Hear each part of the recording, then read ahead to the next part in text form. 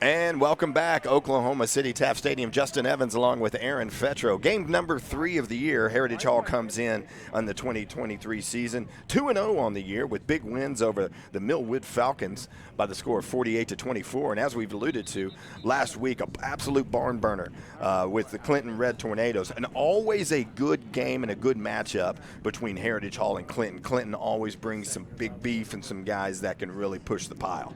They did. You know, I talked to Brett after the Clinton game, and we thought their line might be down a little, and it's kind of like we were talking about with us. We just restocked.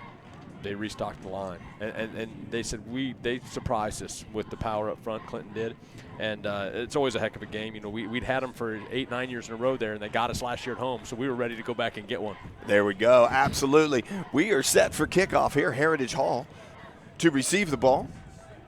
Trying to get some numbers on who we have deep there, Aaron. Well, we're high atop the press box here at Taft Stadium, and a little bit of glare on the windows, but we'll figure that out. So John Marshall to kick it, and we are underway here. Ball off the side of his foot. I don't think that was intentional whatsoever. It did touch a player before it went out of bounds, I thought, but we do see the flag on the play, so this may be a kick infraction here on John Marshall. Yeah, it looks like it. Boston Fuller's number 1 was back on that kick return wearing Rivers' number from last year. And I didn't see across, as you said, with the glare we got us on across the field there. You know, it's funny that you say that, because isn't that true how we equate former players to certain numbers? You know, you see that number 1 and you think River, and so that happens up and down. And next year we'll be saying, well, who's the kid wearing Boston's number? That's right. That's exactly right. So as the referees talk this over and discuss if there was an infraction on the play. It appeared as if it touched a Heritage Hall player before it went out of bounds as the John Marshall defender was going after it. John Marshall comes into this game 0-2 on the season with losses. A big loss to the MacArthur Highlanders, that first game. But, MacArthur number 9 in 5A. So a very good squad that they ran into. And then a tough loss, 2 weeks ago before the bye week last week to number 4A Bethany, 51-34. Yep, and they had a week to get rested and figured out and come in here. And for them, it's like, well, geez, we got number 9 in 5A, and now we get number 1 in 3A. It'll test them early. That's a tough start, boy, and those are one of those years where you really appreciate that bye early in the season to work on some of those things that happened in the first 2 weeks. Looks like Heritage Hall is going to start at the John Marshall 40-yard line. 1st and 10 here. Have not ran an offensive play yet since the kickoff. Kickoff off the side of the foot, out of bounds. The referees have been talking about it. Looks like now they're going to maybe discuss this a little bit more or possibly even re-kick this ball. Interesting. So we'll get an explanation on that as Boston Fuller once again drops back to receive the kick alongside might be Barrett Travis, number 2 Barrett Travis.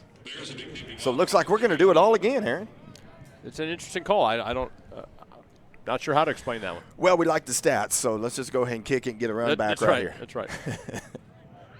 So once again, John Marshall kicking off, and it's almost the exact same play, and I think that went out probably at the exact same yard line as the first time that we tried this. Don't see any flags on the play right here. The kickoff out of bounds is generally a penalty. It typically is, but it looks like we're going to line it up and kick it again. We'll have to do a little research. Does it have to go X yards before? I don't know this answer. This I don't know. This I do not know. Heritage Hall, 8-time football state champions. Last one, of course, last year, defending state champions. You look at the years we've won it: 98, 08, 10, 14, 15, 17, 18, 22. I mean, this is a squad, and like you said earlier, a system that just breeds winning. So it looks like we are going to time out by John Marshall to discuss it, and we're going to try to get everything situated there. Heritage Hall 24 district championships, including the last 9 straight on this Heritage Hall squad. 61 total players. very, very senior laden this year. 16 seniors, only 7 juniors, 16 sophomore, and a whopping 22 freshmen here on this squad this year. We talked earlier about the freshmen and how much they develop from the time they're in middle school till the time they get, midway through their high school career. And it looks like we have a successful kick taken by Cal Welker on the return, yep. Nice little return by Cal Welker, and it looks like about where we would have started. That's pretty much at the end of all that. I think we're about where they've spotted that's it about after right. the first. But that is about right. We'll get the rule clarification. I'm sure somebody will text one of us and tell us what happened there. So it looks like Heritage Hall will start on the John Marshall 46-yard line. Just getting underway here at Taft Stadium. Beautiful night for football, mostly cloudy, 76 degrees at kickoff. The give is to Andy Bass, who gives it off there to Barrett Travis, number 2. Nice little pickup over the end, probably about 3 or 4 yards on the play. Andy Bass comes in, as we talked about, 13 touchdowns on the season so far. 711 yards passing, almost 200 yards receiving as it goes out to Boston Fuller right there, who gets on the outside. He turns it up, and a great play, great pickup by Boston Fuller, who's been nursing a little nagging injury. Aaron, it's so good to see him out there and effective tonight. Yeah, we've been impressed by his hands early, and he's definitely got speed. Another one of these speedsters at the school, and hopefully a big year for Boston. No huddle right here, 12-yard line at John Marshall. Heritage Hall, 1st and 10, 11 minutes, 29 seconds left to go here. First possession of the game. The give is over the right side to Barrett Travis for a gain of a couple on the play. Andy Bass, like we talked about, 711 yards passing on the season. 8 touchdowns through the air so far. Andy's a guy that up till about last May had no Division I offers, and now he is a commit to the University of Oklahoma, setting state track meet records and records in the 100 meters tends to do that. The pass is out to Cal Welker, who turns it left and goes up the middle. He takes a big shot right there at the goal line, but that is enough for another Heritage Hall first down, and it'll be 1st and goal Heritage Hall at the John Marshall 2-yard line. Yeah, that's a little bubble screen out there to Cal. Good hands and did what you're supposed to do, is went upfield. Didn't try to play around, go upfield and go for the end zone.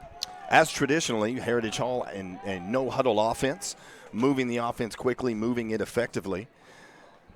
This is one of those situations where we'll see if this is Andy Bass over the right side. And the give is to Barrett Travis up the middle, and that is pay dirt touchdown. Heritage Hall, 2 minutes into this game, and Heritage Hall with a decisive drive to start the game. Aaron started on the John Marshall side of the ball. 3-4 plays, we've got a touchdown Heritage Hall. Yeah, you saw him spread around. You saw a couple pass plays in there. You saw a lot of Barrett Travis, and we're going to let the linemen do some work tonight. The fast start that Heritage Hall looks for, as Cal Welker now lines up for the point after conversion. Heritage Hall, the typical picking up yards in chunks, being very efficient down the field and with all the plays, and that goes through. The kick goes through, but we have an offside on John Marshall. So we'll see if the Chargers opt to kick this again or maybe line up for the 2-point conversion right here. Right. Brett Bogert wanted to definitely never be conservative. I don't think he's seen a 4th down he doesn't go for, and oftentimes a 2-point conversion he won't attempt. That anywhere on the field. The 2-point conversion's clear, but the 4th downs, it doesn't matter where on the field. It doesn't matter. So we'll line it up again. We'll try it again here with Cal Welker lining up for the point after conversion. And just like before, it is good. So Heritage Hall scores on their first possession of the game. And with that, we would like to thank Metro Mark Real Estate for their sponsorship this season. Metro Mark was established in 1978 and is a pillar of Oklahoma real estate community. Visit metromarkrealestate.com to connect with an agent today. Metro Mark Real Estate, helping you buy and sell with confidence. Well, Aaron, can't ask for much more on that first drive. No, alignment looked good, no mistakes, all the keys to the game. They got them done. Heritage Hall setting up to kick off here. 10 minutes, 34 seconds left here in the first quarter. We talked about Andy Bass a little bit during the season a few weeks ago. Andy Bass rated as the number 8 Oklahoma Super 30. Daily Oklahoma Super 30 came in at number 8. So, Bass is a kid that has, roughly 19 offers that came in after the track meet and had a choice and made the decision to go to Oklahoma. I don't know if you had the opportunity to speak with him or had the opportunity. I know there was a signing ceremony, and I wasn't able to attend that. So, kind of, what are your thoughts on that? Yeah, he had it down to Syracuse and Kansas State and OU, and I told Andy I was going to reserve my opinion until after he made his decision. I really thought he might try Syracuse to give a shot to do the Taysom Hill kind of thing, to play a little quarterback, play a little wide out. Great academic school, but the lure of the SEC and OU and Gavin Freeman's success and other. I mean, you don't blame him. Right? That's Hard right. to blame him. That's right. And there's the kickoff there to John Marshall. Fielded it at about the 35-yard line, hit immediately by the kick coverage team for Heritage Hall. So you'll get a first look at this Heritage Hall defense. Heritage Hall on the year right now, averaging about 33.5 points per game given up on defense. We expect to see that really, really be improved upon in the coming weeks. As you start to understand your personnel, you start to understand some of your schemes and some of your younger guys now getting the feel for the speed of the actual game, right? the game speed that you just can't simulate in practice.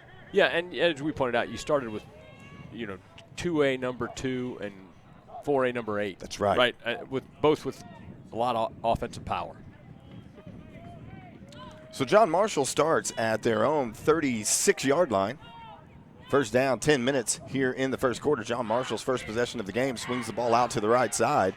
Nice little move, and he gets away from a tackle. That is number 5, Sean Powell, running back linebacker right here for sophomore for this John Marshall squad, and that's a great pickup right out the gate right here for the John Marshall Bears. It is. It's a good play by John Marshall to get it out on the edge, use some speed, and see if we're going to tackle. And we did make some tackles here. One of the keys to victory in this game, sure tackling was one of those. So it's going to be something that we're going to be focusing on all night in this game. So this is going to be a first down, John Marshall at the Heritage Hall 47-yard line. Goes back, and this is a run right up the middle, and I don't think you're going to catch him. There he is again, number 5, Sean Powell, and he just found a gaping hole right up the middle as the fireworks and everything go off here at Taft Stadium and the light show that's going on right now. And John Marshall, they answered quick to that momentum swing, that momentum that we established early on our offensive drive. Well, 2 plays to number 5, who's a sophomore running back. I think as we head back to the sidelines of defense, I think the coaches are going to talk a little bit about number 5. I think number 5, we looked at our key contributors for this game here. We had number 2 quarterback Terrence Caldwell. It's obvious what he's done. Number 4 in the wide receiver, and there he was. Number 5, Orville Whitney, 6 foot, 160 pound. We've got him as a junior on our sheet. There's a sophomore on the roster, but either way, that's a good looking run and a couple of good looking plays from this John Marshall offense. That's right. And he steps up, and he is trying to go for it right there, and he is hit hard by number 54, Edward Johnson, here for the Chargers. And so the 2-point conversion fails for John Marshall. Score right now, after one possession for each team, Heritage Hall leads by the score of 7-6. ChargerVision would like to thank another great sponsor, 9th Street Parking Lot, for their support. Visit them online at 9thstreetparkinglot.com to schedule your Bark Bus pickup from the Heritage Hall campus. Coach Kyle Gillum looks forward to spoiling your pups at his first-class facility in downtown Oklahoma City. 9th Street Parking Lot, home of the Bark Bus. Aaron, talk to us. What's going on campus with some of the other Heritage Hall programs going on out there? Well, we got a great musical happening tonight, Saturday night and Sunday afternoon once. In the Howard Theater. I know Jody and I will be out to hit that on, I think we're doing that tomorrow night. Every sport's rolling. Girls Fast Pitch is off to a good start this year. What a start. Yep, what a start they're off to. Yeah, and, they're back in class and doing the grind. I get a lot of whining about homework, but I don't have a lot of sympathy for whining about homework, right? That's exactly right. So here's another kickoff. The kick goes short to Rashad Smith, our feature prep player of the game, and he has a great run back, and he's cutting back to his left, breaking tackles. He has about a couple of tackles to break, and then, boy, I'll tell you what, if that kid gets out in the open field, you are not going to catch him. So great hard run right there on the run back and refusing to be tackled. Well, your good coaching there again is, and that's, we saw him kick this way 3 times in a row to start the game, so we put a bunch of athletes in the second line, not thinking they're going to kick deep, and it worked out. It worked out great for us. So Heritage Hall, possession number 2 of the game. 10 minutes left here in the first quarter. Seems like a lot's happened in just a couple of minutes of actual game time. I'm not going to go back to Clinton and Metro Christian, and here we are again. Here we are again. And I didn't see a penalty on that play. Did anybody see if there was? I saw a flag fly late, but we get word here that we had a hold. Huh? So, yeah, so the word is we've got a holding on Heritage Hall. So that's going to push us back. We're going to get a start on the Heritage Hall about the 44-yard line here. And the snap goes to Andy, and he's looking deep and he finds Rashad. I'm sorry. He finds Jordan Harris right there coming across the middle. Great completion, a pickup of about 18 on that play right there. Late flag coming in. It'll be interesting to see if that was some sort of face mask or something right there at the end. Yep, you saw it from up here, Justin. The helmet came off. The hat came off. There we go. Wonder if they didn't help him with that. There we go. Personal foul face mask. So that's going to tack on another 15 yards onto the Heritage Hall play there. So we're going to get it deep inside, close to inside the red zone here with John Marshall. Just about a few minutes into this first quarter still. Looks like we're going to get the ball right at the 20-yard line. We'll shout out tonight, Justin, to our often spotted sideline Dr. Bill Bondurant, who sent me a text. He's driving through Iowa with some buddies, and they're watching ChargerVision on the phone. Very nice, very nice. We love to see our Charger family out there as that pass is broken up in the corner of the end zone, but we have a flag on the play. Indication it's going to be pass interference there in the end zone. It looks like against the John Marshall Bears. Yep, he was they're a little bit early on Jordan in the corner of the end zone. And there's the indication that is pass interference on John Marshall. So as the yard markers go down, that's going to be 1st and goal for this Heritage Hall offense. Boy, fireworks happening already. Early on in this game, if you're just joining us, you've missed a little bit. Heritage Hall got the opening kick, drove down the field, got the early touchdown. Following the ensuing kickoff, John Marshall with 2 plays puts it back in the end zone themselves and failed on the attempt for the 2-point conversion. So second possession here for Heritage Hall, and the give is around the corner to who was that? Right there, that was Vogel, I believe. That was Bladen Vogel, and that is touchdown Heritage Hall. That's pay dirt, and just like that, Heritage Hall adding to its lead here. Boy, really early here in this game in the first quarter.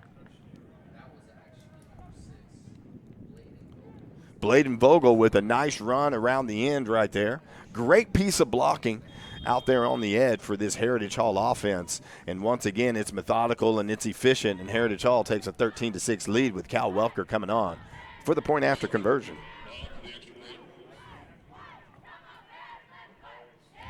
Ball is down, and that kick is low into the line, and it is blocked by John Marshall.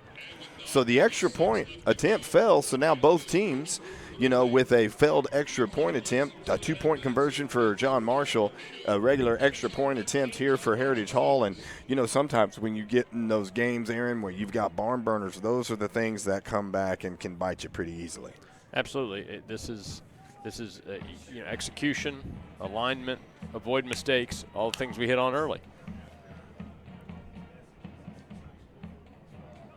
A huge thank you to Stanley's Graduation, offering Jostens products and conveniently located in Edmond for all of your high school grad needs. Class rings, leather jackets, announcements, and championship rings, celebrating moments that matter. Stanley's Graduation Services. Call or text them at 405-607-4343, or, of course, visit them at jostens.com. Aaron earlier talked about the Heritage Hall Performing Arts.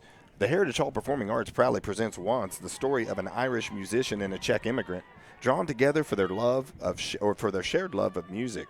Once debuted on Friday, September 15th at 7 o'clock, and additional showings are September 16th at 7, September 17th at 3. Visit heritagehall.com/tickets to claim your seats today. You will not want to miss that. No, it's going to be good. And we got a little preview on Tuesday night of some of the musical numbers, and it is well done.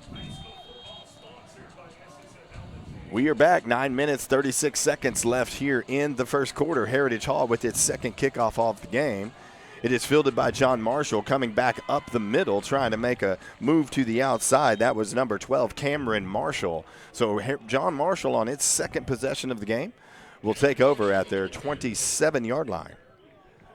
Got starters on defense making tackles there. Bladen Vogel on that tackle on special teams, and that's not unusual, right? Is you got linebackers and safeties out there filling gaps and holes on the special teams.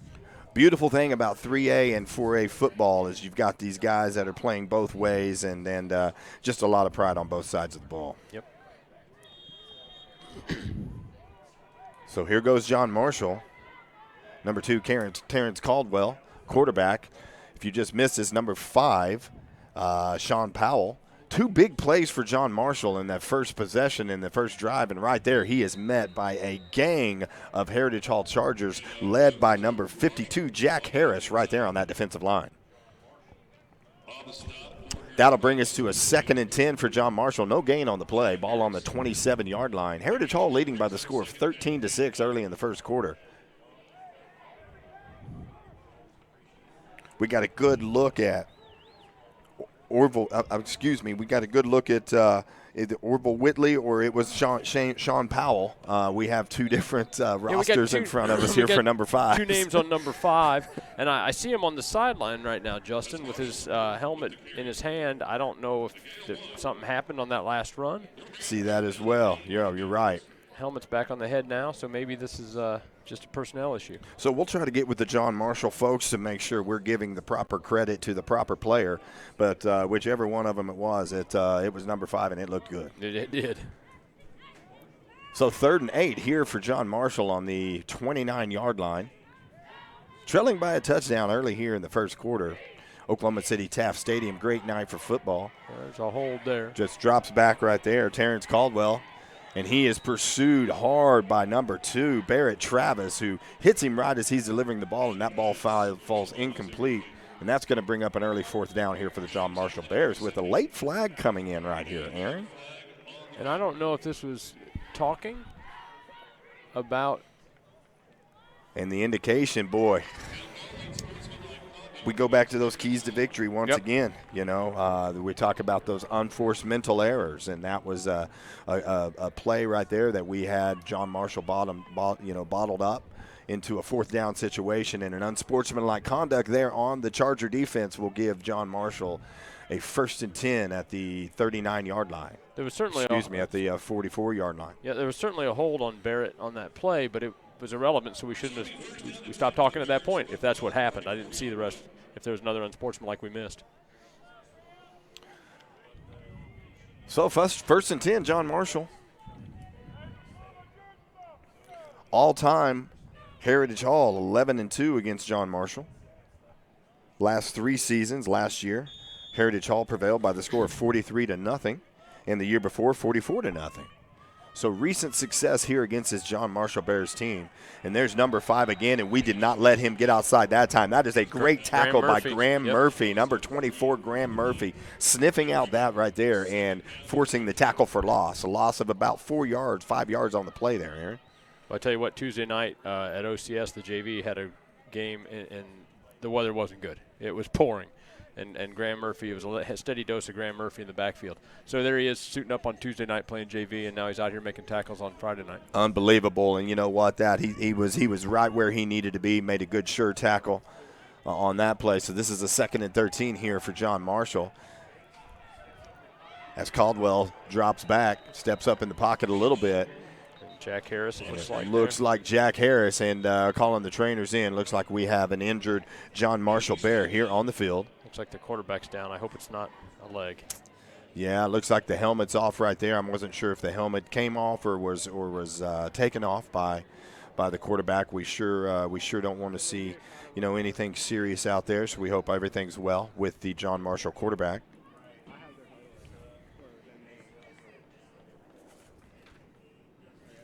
was a quick indication by Jack Harris that needed trainers from both sides to get out there. So I hope it was just a loud noise by the quarterback that alerted, and he's up here in a second. Called for the plant trainers pretty quick, and the Heritage Hall trainer, Mallory, was the first to attend to the injured player right here as both teams take a knee.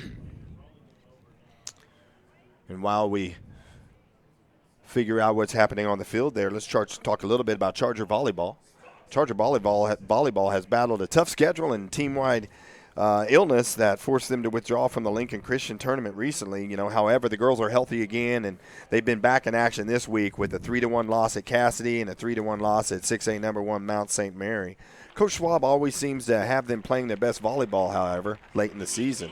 So stay tuned as they build up for a strong playoff run. And remember, senior night is September 14th at the MAC with plans to be live stream on ChargerVision. So please, if you can't be there, and we invite you to please come out for senior night. But if nothing else, at the very least, check out ChargerVision and watch the girls and support our Heritage Hall volleyball team.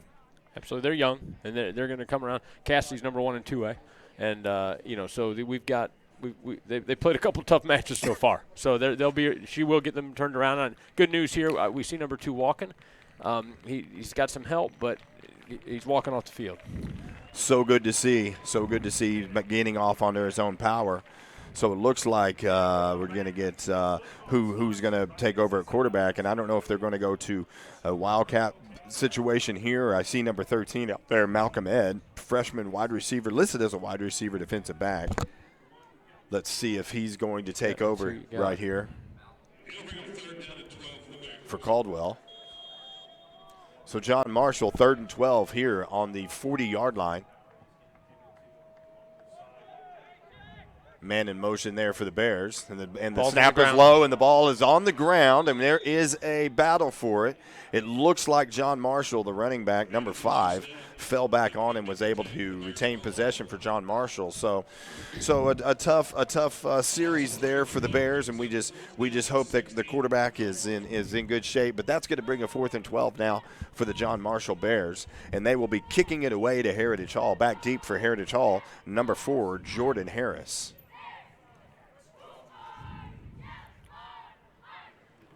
In 2020, John Marshall on this field right here was able to best the Heritage Hall Chargers by the score of 14-12. The last win for John Marshall in this series, and he gets all kinds of pressure. He is hit, he is gang tackled, and he will be, boy, I'll tell you what, he will not be going down. There were a lot of pounds of line on that young man, and he's wearing the lineman number himself. Right? Yes, I think their kicker's a pretty strong young man. We would love to tell you who's responsible for that tackle, but I don't think we have enough time in the night to name every jersey number that was in on that tackle. Nonetheless, Heritage Hall will take over for its 3rd possession of the game at the John Marshall 30-yard line. Heritage Hall leading by the score of 13-6. 6 minutes, 21 seconds left here in the opening quarter at Taft Stadium on a beautiful night for football. As Bass drops back, he's looking for he's looking for our power player of the game, and that is Rashard Smith. Touchdown, pay dirt. Heritage Hall, and just like that, the quick strike ability of this offense remains. Yeah, and what you saw there, Justin, and all of our viewers saw was a lot of time. Andy, if you get him out of the pocket, you're in trouble. But he just stood in the pocket there and got to survey the field. And there's too much speed on the outside on this team for that to happen. You're exactly right. He has options with his feet, and we haven't even seen that yet. Nope. We see Andy dropping back and just dropping balls right in the bucket to these receivers. So another touchdown for Heritage Hall, and the 2-point conversion, the give, is to number 24, Graham Murphy, and that is a good 2-point conversion for Heritage Hall, making up for the missed extra point on the last possession. So Heritage Hall starting to extend this lead just a little bit, now leading by the score of 21-6. We're going to take a quick break right here and go to commercial. We'll be right back with you with Heritage Hall versus John Marshall. Oklahoma's known for its lakes, farm ponds, and creeks. And whether you take a highway or a dirt road to get there, Joe Cooper Jeep gets you to your destination. Right now, buy any Jeep for 10% below employee pricing. Plus, Joe Cooper always gives you more for your trade-in. And remember, we'll beat any dealer's price on a new Jeep by $500, or we'll give you $10,000. Only here at Joe Cooper. I loves you, Oklahoma.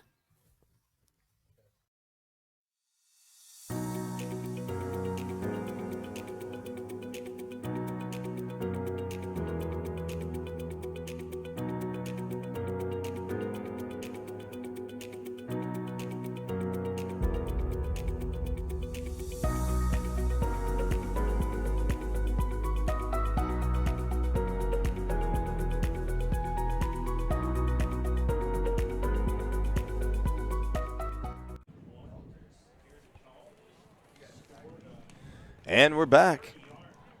6 minutes here left in the first quarter. Heritage Hall has scored on all 3 possessions so far, leading early on in this contest by the score of 21-6 over the John Marshall Bears. Justin Evans, Aaron Fetro enjoying a wonderful evening for football. And, you know, Aaron, this time of year, you know, once college football's starting and Friday night lights, Saturday games, I mean, it doesn't get any better than this. It doesn't, and I'm thrilled that I believe last Friday it was about 105, or at least close. It felt in the high 90s, and today's been unbelievable, right? And what a night for football, as you pointed out. And then we got Oklahoma State and Sooner football tomorrow, and the state will be rocking. That's perfect. Short kick right here by Heritage Hall, taken by the up back here for John Marshall. We have 2 flags on the play. That's probably going to indicate either a block in the back or a hold here on the John Marshall Bears. So this might be pushed back a little bit, but a nice little return right there by the John Marshall receiving team. And I apologize, some of the numbers that we have here for the John Marshall Bears, some of the roster numbers might not be completely accurate. We're going to do our best here with what we have as they confer and see what the penalty is right here on the run back.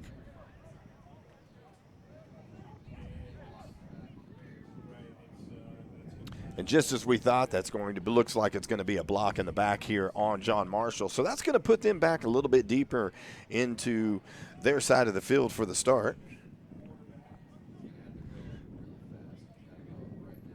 The last possession right here, we saw quarterback Terrence Gladwell, number 2, go down with an injury, but happy to report he was able to get off the field under his own power. He's sitting here on the bench right now on the John Marshall side, and he appears that you know, maybe a little upset by the injury, and I don't know if he'll be going back in, but it's good to see him up and about under his own power. So number 13 looks like Malcolm Ed, freshman. In right now for the John Marshall Bears, and boy, what a tough task going, you know, a freshman going against this Heritage Hall defense, number 1 team in 3A. Well, you know, at this point, you want to learn something, right? If you're a freshman in this situation, you want to see what the speed looks like of a game like this on a Friday night against you know, the top team in 3A. So here we go, 1st and 10, John Marshall, ball on the 20-yard line. John Marshall trying to answer the scoring on each possession that Heritage Hall has had, as the give is to the left there. That's going to be either no game or loss on 1 on the play. Looked like Xavier Freeman, was maybe? It Freeman? Yep. Yeah, I saw Freeman and possibly Rashard Smith in on that as well. Our Super Prep featured player of the night. We think Rashad is having some good conversation with Central Arkansas, so he may. Oh, is that right? He may be down in Conway playing football. We'll see how that goes. Fantastic to hear. I love hearing that right there. I was not aware of that. So no gain on the play. Still 2nd and 10 for the John Marshall Bears as James Allen goes in motion. And that ball is thrown right to a Heritage Hall defender. That's Carter Counts. That is number 22, Carter Counts. And there we go. That's pay dirt. Touchdown, Heritage Hall on the pick 6 by Carter Counts. Boy, Aaron, that was a play where he just kind of played like a center fielder and was just standing right there for that point. Yeah, the route was cut off, and Carter's a kicker from last year. Carter ceded the kicking duties to Cal Welker and has done what Heritage Hall Chargers do. He's moved to a different position. He's a heck of a soccer player, and his athletic ability was on display there and has been on display all fall. So good for Carter, playing the position correctly and taking it to the house. We got Cal Welker on now to attempt the point after. Cal's kick is up and good from 45 yards, I think. That was put a leg into that one after kicking the last one a little bit low. And we've got the point after Mr. Evans, and it looks like we're rolling along here at 28-6. Rolling along. I mean, that's, boy, on the year right now, Aaron, coming into this game, we had 4 takeaways, averaging 2 a game. So, once again, there's another takeaway. And as long as we can keep doing that and building that momentum on the defensive side of the ball, boy, that only bodes well when you get into those conference games and those dog days of the season right there. That's right. So we were getting some verification here from some of the John Marshall faithful up here in the press box. So I think we've got it figured out that was Sean Powell. Sean Powell's number 5. Yeah, Sean Powell, number 5. So that's good to get that clarification right there. So Heritage Hall, it's 5 minutes, 16 seconds left here in the first quarter. Scored on 3 offensive possessions. Scored on a pick 6 there. Everything going the Charger way right now. Yeah, it is. While you were getting that confirmation, we talked a little bit about Carter Counts' move from kicker to defensive back, which that's an interesting move. You don't see that very often. But as we were talking about there when you were talking to the John Marshall folks, Carter plays soccer for us at a high level. He's athletic, right? And the coach told him, we need you to do this, and he's doing it. There it is. And it looks like, correct me if I'm wrong, it looks like Carter may have, put on some size from what I've seen last year. He's been in the weight room. Yes, sir. He's been in the weight room. Yeah, it looks good out there. So Heritage Hall set to kick off for the 4th time tonight. Everything going right. The Heritage Hall faithful on the other side, cheering, cheerleaders out. Ball team, the guys on the sideline jumping up and down for this kickoff. You just love to see the spirit of high school football as the kick is fielded at about the 12-yard line for the John Marshall ball carrier, number 12 right there, Cameron Marshall. Looked almost like a second, like he was about to get his helmet ripped off there from the back, but no penalty called on the play. Looks like that was number 31, that was number 31, Bo Butler on the tackle there, in on the tackle. Good job, young man, getting in some action. Whenever you get an opportunity to make a play, just go make a play. That's right, and Bo had another one of those kids on Tuesday night who had a heck of a JV game, and is back out here suiting up for varsity. And boy, I'll tell you what, that's such valuable to be able to play that JV game and then come here under the Friday night lights. That's right. And let's be honest that a lot of these young guys that you see on this squad, throughout the years in recent history, they get a lot of play on Friday night in those second halves and those third quarters and fourth quarters due to the success of the program. That's exactly right. So John Marshall here takes over first and 10. At about the Heritage Hall 30-yard line. No gain on the play right there as they tried to get around the right side and ran into a stout Heritage Hall defense. Number 5's an impressive young sophomore. Sean Powell, he's filling out already at an age where he's got a couple more years in the weight room. He's going to be tough to deal with. Very athletic, very, very athletic guy. There was John Marshall's produced, a couple players even in recent histories. We just saw one of them graduate from OU and in the defensive secondary, and so as the quarterback drops back right here, the young man that has been asked to come in now and perform against his Heritage Hall defense following an injury to the starting quarterback for John Marshall. So number 13, Malcolm Ed, nice little play right there, pick up of a couple on the play. Clock continues to run, 5 minutes and 2 seconds here. Still in the first quarter, yes. We are still in the first quarter. Still in the first quarter. You mentioned the Heritage Hall cheerleaders in force. You talked about our roster on the numbers of freshman guys on football. Equal numbers of freshman women cheering. And we've got a lot of young cheerleaders out there, and it's great to see them getting a chance tonight. Absolutely. Such a wonderful time in young men and women's lives right here, celebrating and enjoying some Friday night high school football. Third and 8. Ball on the 31-yard line for John Marshall. That play was blown dead. Timeout John Marshall right before the play started. So my heart kind of raced there a little bit when I saw that snap go over the quarterback's head, but play had been called dead. Timeout John Marshall. Clearly their coaches saw something as well. So 3 Point Lands is proud to support the Charger, and the Chargers are proud to have them on our team. 3 Points Land is leading the industry in land services for energy innovation. Visit 3 Points Land, .com to learn more. And also a big shout out to Hanson Aesthetics, OKC's leading medical spa, offering beauty your way with all the latest non-surgical aesthetic treatments. Visit them at beautyyourwayok.com to schedule your appointment today. What about that Charger cross-country team, Aaron? Yeah, we've got good showing at Meeker in the meet last week in Sparks. Boys finished first, I think, and led by meet champion, our own Will Blaylock. Very nice. Right, Will stepping up, and Finn Martin with the 6th place finish. I know those guys hit it hard this summer at some cross-country camps out of state, right? So they're out training all summer.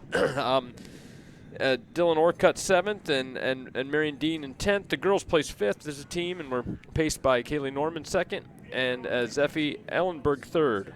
Coach Champney's squad was back in motion today for the Bethany meet at Eldon Lyon Park. We'll give you details on that next week. It's amazing. It's amazing. A lot of success all up and down the Charger Valley. And the quarterback right there is hit hard by none other than number 12, Cal Welker, as the young quarterback turned to his right, and he just got a face full of Welker right there with a big tackle for loss for this Heritage Hall defense. Well, it's starting to look like the 3 down linemen that we've got in this constant 3-5 we play are starting to get pressure, which then you're just sending one of these 5 guys from the edges and just can't match the numbers, right? Can't put hats on hats. Heritage Hall beginning to impart their will a little bit here in this game. Heritage Hall came in scoring an average of 48.5 points per game, 97 points through 2 games so far. So this is a team that is used to scoring and scoring often, as a short kick comes in right there, and that is downed on the John Marshall side of the field at approximately the 36-yard line. That's where Heritage Hall is going to take over right now, leading by the score of 28-6 with roughly 3 minutes left here in the first quarter. The first quarter. Yes, I had that correct. Yes, the first quarter. John Marshall's a team that's won 3 state titles in their history, and like we talked earlier, Coach Andy Bogert here on the Heritage Hall staff, the institution at Heritage Hall, is responsible for at least one of those. That's right. As that ball goes out to Boston Fuller on the right side, makes a nice move back to the middle. Great little burst of speed we see there by Fuller. That's another first down for Heritage Hall, and that's down to about the 15-yard line. This stat, I wonder how many, I've lost track. How many offensive plays have we ran to this point, Aaron? 20? Maybe. 15? Maybe. 15?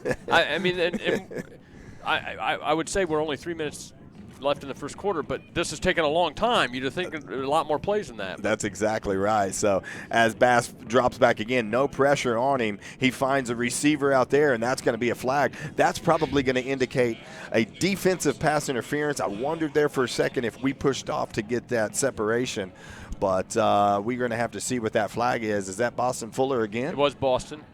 I didn't see any ineligible downfield. The play took a minute to develop, but I didn't see that, so it may have been an offensive push. I don't know. It's going to go one of the 2 ways here. Boston Fuller, nice start early in this ball game. Utilized a lot of bursts of speed, like we said, getting back to the middle, picking up some yards for this Heritage Hall offense as we look for the indication on this flag here. As it is right now, Heritage Hall with the ball on the John Marshall 15-yard line. And that's going to come back Heritage Hall's way. That's what I was afraid of whenever you saw that separation happen after Andy rolled out of the pocket there. It did look like we kind of incited that separation there on the sideline. Pushed off to find some room, yep. So this is going to push Heritage Hall back to the 30-yard line. See Graham Murphy in the backfield now, and Barrett's getting a breather.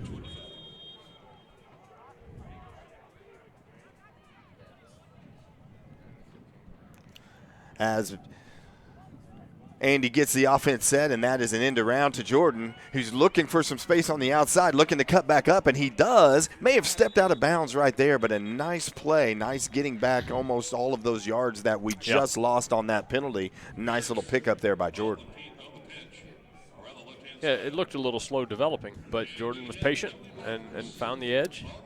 And it looks like we had some more laundry on the field right there. It looks like we've got a holding on Heritage Hall, and that's going to come back. So this is going to put us deep in the hole right now. You know, I'm not calling plays, but I won't be surprised if there's an end zone shot here. Good time to take a shot deep. And, you know, to this point, Andy has been very accurate on that deep ball to all of our receivers so far. So probably a pretty good indication of what's going to happen here. But this is scoreboard says 1st and 16. This is not 1st and 16. And here is the pass deep to our power player of the game, and that is Rashad. And that is pay dirt. Touchdown, Heritage Hall.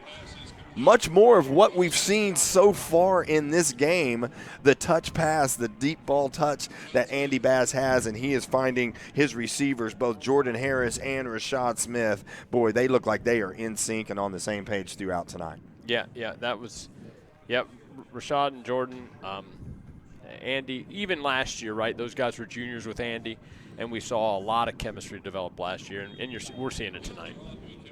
Heritage Hall continues to score on every possession every time they touch the ball, in addition to a takeaway and a pick six earlier in the game. And that extra point is good right there by Cal Welker. Heritage Hall, 2 minutes left here in the first quarter. We're going to take a quick commercial break. Heritage Hall leads by the score of 34-6. Injuries don't wait for business hours. Now you can be seen 24/7 for sports injuries. Whether you have a sprain or a broken bone, at the SSM Health Bone and Joint Injury Clinic at 13401 Northwestern.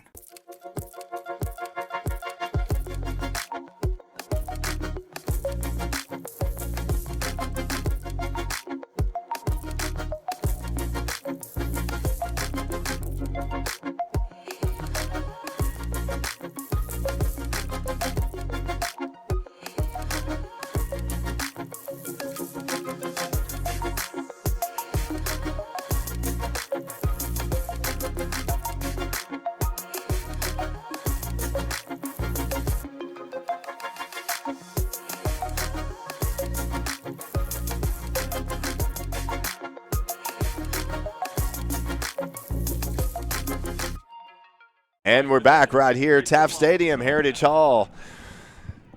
Efficient, doing everything. There's Brett Bogert right there, class of 2005. We mentioned it earlier, 9th season here at Heritage Hall, 103-7 overall, 4 state titles. Hey, something different about Coach Bogert this year. Usually during the season, we see the full beard that gets grown. Not this year. Just the mustache. I wonder if it's if it's coming. Right? he week by week we're gonna have to monitor. That's this. right. That's right. It's usually the big burly beard and it gets shaved after the season. That's right. But changing it up a little bit for Coach Bogert as the kick is fielded at the 20-yard line. And once again, what a great tackle. Is that Barrett? No, that's number 24 again, Graham Murphy. Yep. Boy, what a great piece of tackling down there, covering the kick there for Heritage Hall. Great job. Well, Justin, he as a freshman jumped 6 feet 10 inches in the state meet.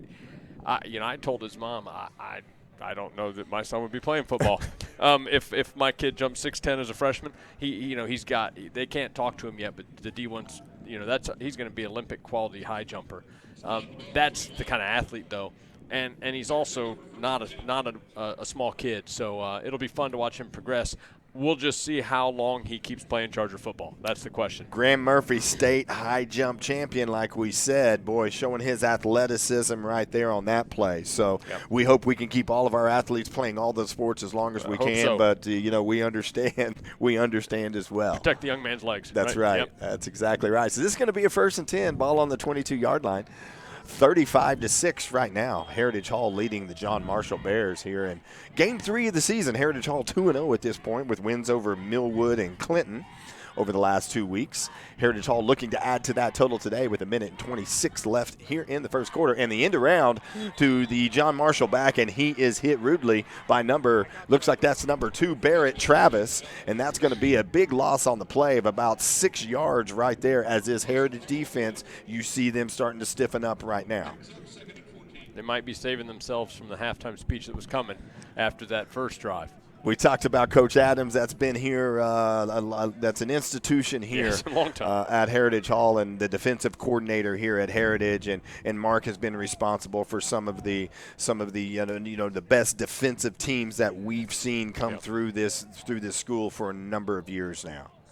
Always known for linebacker play and tough and gritty defenses. That's right. So this is going to be a loss on 4 of the play. That was a loss of 4 on the play. 2nd and 14 here for John Marshall. Looks like we had a lineman move right there. At least the indication from our defensive lineman felt like the lineman moved. So we're going to have a false start. I do not see any flags on the play right now, but it is being marked off. False start, John Marshall. So that's going to push them back another 5 yards. It's going to take us to a 2nd and 19. Ball here at about the 13-yard line here. This is dangerous territory for this John Marshall Bears, with now the Heritage Hall defense kind of pinning their ears back and going after these ball carriers. A nice little run, nice little spin move right there by number 5. We've mentioned him a lot today, Sean Powell, who was responsible for the only John Marshall touchdown on the night. A long run right up the middle in the teeth of this Heritage Hall defense.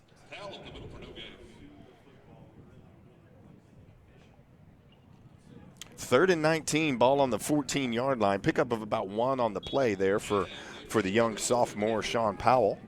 Good-looking kid, and that's going to be the end of the first quarter. Yes, Aaron, we came to the end of the first quarter. It is official. Heritage Hall leads by the score of 35-6. Come on back to Taft Stadium here right after this message. Oklahoma City, I'm Miles Perry, and I want you to tune in to my show, Super Prep Live.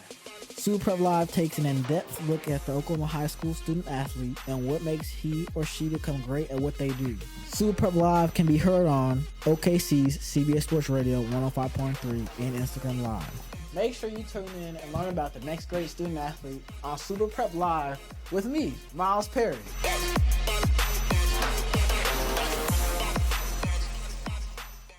Dead People Stuff grew out of our love of historic preservation and architectural salvage of building materials. Whether you're looking for doors, light fixtures, hardware, reclaimed lumber, statues, plants, or home decor, Dead People Stuff is the perfect piece for your next project. And the Dead People Stuff family is growing. Come check out our 40,000 square foot compound featuring a brewery, barbecue, tattoo shop, barber shop, and a cat cafe. We pay you cash to haul off your trash. Help us save history one piece at a time. There it is, the downtown skyline here in Oklahoma City. Great shot by this ChargerVision crew. Man, these guys, Aaron, do such a great job week in and week out, and not just in football, but every sport there on campus at Heritage Hall. Oh, we got alum Coulter Gasky out there doing shots in meteorology. We got one of our top golfers sitting over here coordinating the whole program, Roger Smith. And you know, this is a fun when the students are making this stuff happen, right? 3rd and 19, ball on the 14-yard line, John Marshall. We're starting here in the second quarter. Heritage Hall leads by the score of 35-6. John Marshall with the play right around the corner right there that has nothing. Another great tackle, looks like number 52, and that was Jack Harris on the play along with Rashad Smith. So it looks like we're going to force another punt here for the John Marshall Bears here deep into the Heritage Hall territory at the 14. I'm deep in their own territory at the 14-yard line. So, Aaron, long first quarter, 52 minutes. Yeah, that's the stat they gave us from ChargerVision. We felt like it was long. I hadn't looked at my watch. I thought maybe we started 20 minutes late or something, but we did not. They let us know that was a 52-minute quarter. We'll kind of break that down a little bit, but man, what can you say? Heritage Hall is doing what they want when they want, and here comes Jordan Harris hitting to the outside, and he's getting around the corner. Late flag coming in indicates it could be a face mask right there by the John Marshall Bear defender. It's tough to take 40 extra minutes for a quarter. There's 12 minutes on the clock, and we took 40 extra. So a lot of scoring, and you know, we had some confusion in the beginning with the kick, right? That took a few minutes, but still, that's a long quarter. So we made it to the second quarter here. You know, we mentioned something the other day and seeing the athletes here, and you see Jordan popping out, and we talked about, you know, Andy Bass and the offers, and, you know, committing to OU, and we've talked about, you know, Jordan Harris and some of those offers. You see, you know, and our featured player Rashad Smith getting a lot of look from Central Arkansas. And, you know, that's what's great about Heritage Hall, Aaron. I mean, you've got guys that really set the foundation around the Wes Welkers of the world, the Sterling Shepherds of the world, and the newest one. I mean, talk about Gavin Freeman and what he's been able to accomplish as, originally a preferred walk-on there in Norman. When Gavin was a senior, your son Brigham was a senior, and all of us thought, well, Texas Tech's the offer, and that's the way to go, and he said no, and he's proved us all that he was right. He's made it at OU. It's like Graham Murphy there on a carry to the left. Graham Murphy on a carry to the left, and you're exactly right. We probably all said, man, how to be able to turn down a Power 5 offer, right? But basically like Texas Tech and decide that OU is going to be the better place, and boy, it couldn't have worked out better for him right now. Gavin officially being put on scholarship there at OU in August, and boy, if you saw that celebration when cool. they got it together and awarded it, I mean, does it get much better than that? Yeah, that was fun stuff. And he was at our game against Millwood on the sidelines with River Faulkner, and those guys come back and coach a little bit and keep spirits up. And looks like we got a Charger down. Injured player on the field there. Can't see from here, Justin, who that might be number-wise. Don't have a number on that yet, but very, very capable and qualified medical staff and training staff here at Heritage Hall tending to the down player right now as Coach Bogert goes out there and looks on. Early indications that possibly Jack Harris right there. It looks like he's getting to his feet. That's always a good sign. Maybe just a little stinger, and they're helping him off right there. So not being able to put much weight on that leg, but he is in capable hands there, and good to see Jack up and about right here. I hope that's just a rolled ankle or something of the sort. Jack Harris, we've called his name a lot tonight. We call his name a lot every week. Very, very, very valuable player here for this two-way starter lineman, both 2 years in a row, and Jack's an anchor on this team, and so we hope that Mallory works her magic and gets him back in a week or so. Aaron mentioned River Faulkner earlier. Speaking of River, two members from last year's state championship team, River Faulkner and also Cooper Cookson, preferred walk-ons at Oklahoma, and both of them were able to make the game day roster this year as linebackers down in Norman. So, River Faulkner wearing number 37, Cooper Cookson wearing number 47. Gosh, what a great situation those guys are in right now, and making the best of it too. Yeah, a lot of fun. Those guys, it's a close group of guys. Just 5 of them last year seniors, and as opposed to this year's big crew. So it was a close group.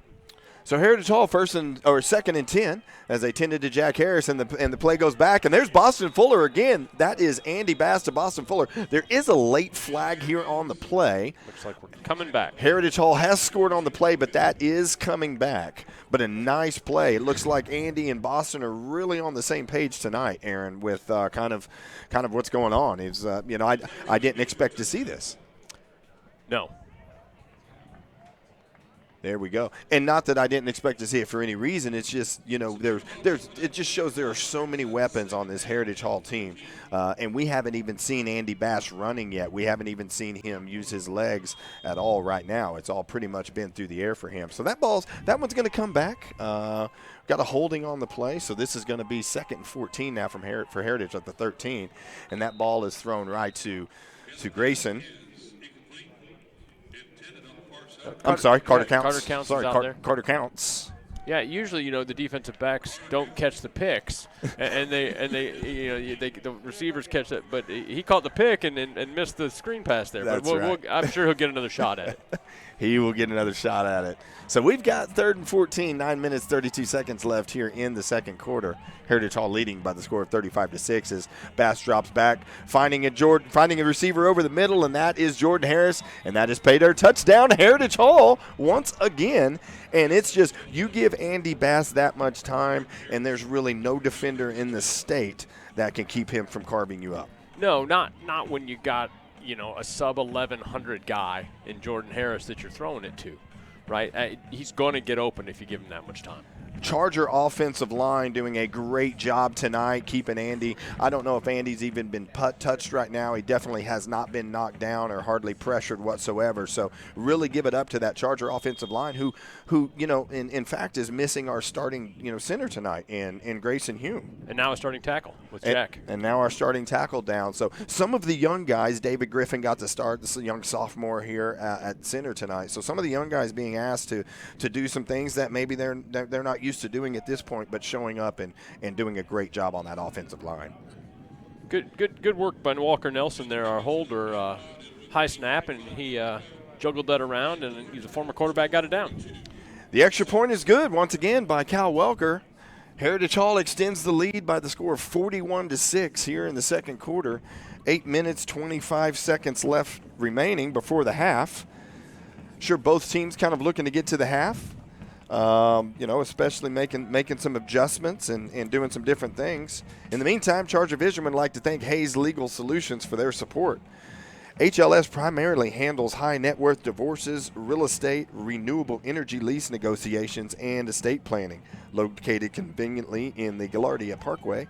Give them a call at 405-635-5578.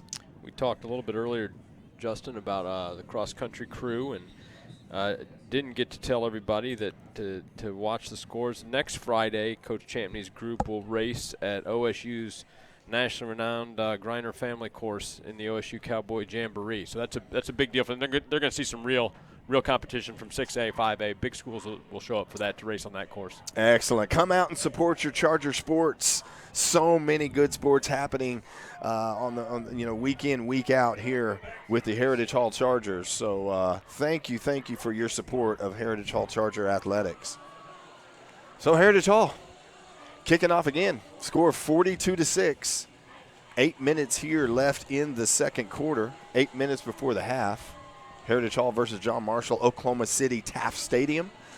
Beautiful stadium renovation here They did a few great job. years ago for the Energy team, the soccer team that we had here in the city. So Taft Stadium, a great home place, and I'll tell you what, we're in some nice digs up here in this press box. It doesn't get much nicer than this. No, I've called a couple other ChargerVision games where we had to look around posts and stuff. It was we've been in some tight quarters. This makes us feel like we know what we're doing up here. There you go. I mean, the couple nights when we're on the roof of the press box and the wind is howling and it's it's in November. So we are very thankful anytime we can come indoors to a big, beautiful press box like we have here at Taft Stadium. So John Marshall is going to take over here at the 25-yard line, 1st and 10, 7 minutes, 56 seconds left here in the second quarter. Trailing by the score right now of 42-6. I think at this point, for John Marshall, it's just try to establish something. It's try to get into a rhythm. Backup quarterbacks in right now. You've got a tall tell in front of you. You're in a lopsided situation right now. But boy, you just want to find some form of consistency right here if you're this John Marshall offense. That's right. And for the Chargers, it's get some reps for some young men who are going to figure this out in the next 6 weeks, that their next year is going to be an important one, right? So this is the time to get some of our guys in and get some good action. It's a great point, Aaron. You don't want to get sloppy here, and we want to have quality reps every time, as the give is to number 5, who's been a big bright spot for this John Marshall offense. That's Sean Powell, the sophomore running back. Good-looking athlete, responsible if you were late joining us today. Second John Marshall offensive play of the game, went right up the middle against his Charger defense, scored on a long touchdown run for the lone touchdown here for this John Marshall Bears team. Good to see number 42, Ben Showalter, son of double Heritage Hall alums, Heather and Tommy, in on the tackle there, stuck number 5 in the hole. Oh, that's right. Great tackle right there by Showalter. 2nd and 10, no gain on the play. The give is to, that was quarterback keeper right there, that number 13, Cameron Marshall. Number 13, Malcolm Ed. Barrett. Trying to pick up something. Barrett Travis there on the tackle. Yep. Boy, Barrett has just really upped his game from the time he was a freshman. Like so many of these players out here on this squad, you see him as a freshman. You look at Gavin Freeman. We talked about him earlier, but you look at all these guys as freshmen, and now you look at them by the time they're juniors and seniors. Completely different players, different body types, everything. Yeah. 3rd and 10, ball on the 25-yard line. The throw is out to the left here, and he is swarmed under quickly by the Heritage Hall defense. And there it is, number 42, just as you talked, Ben Showalter. The nice tackle on the play, assisted there by Carter Knowles. So great little play. Ben Showalter, 5'9", 170-pound senior. longtime contributor here for this Heritage Hall football team, sniffing that out, making a great open field tackle there on the Bears receiver.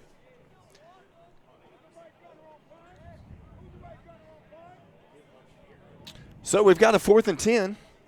John Marshall back in punt formation once again. Jordan Harris deep for the Chargers, standing at the Heritage Hall 48-yard line to receive the punt.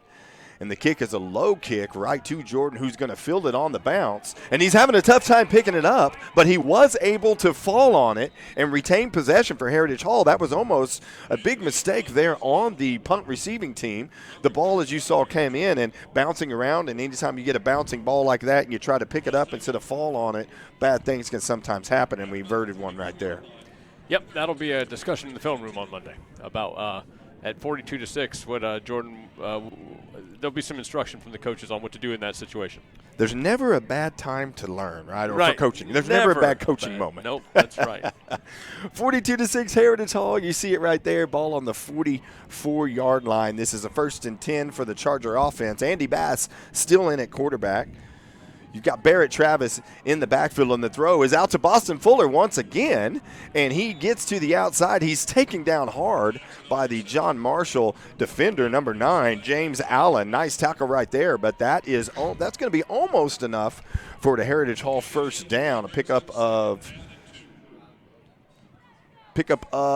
7 on the play, 7 or 8 on the play. Looks like 8 is the official number.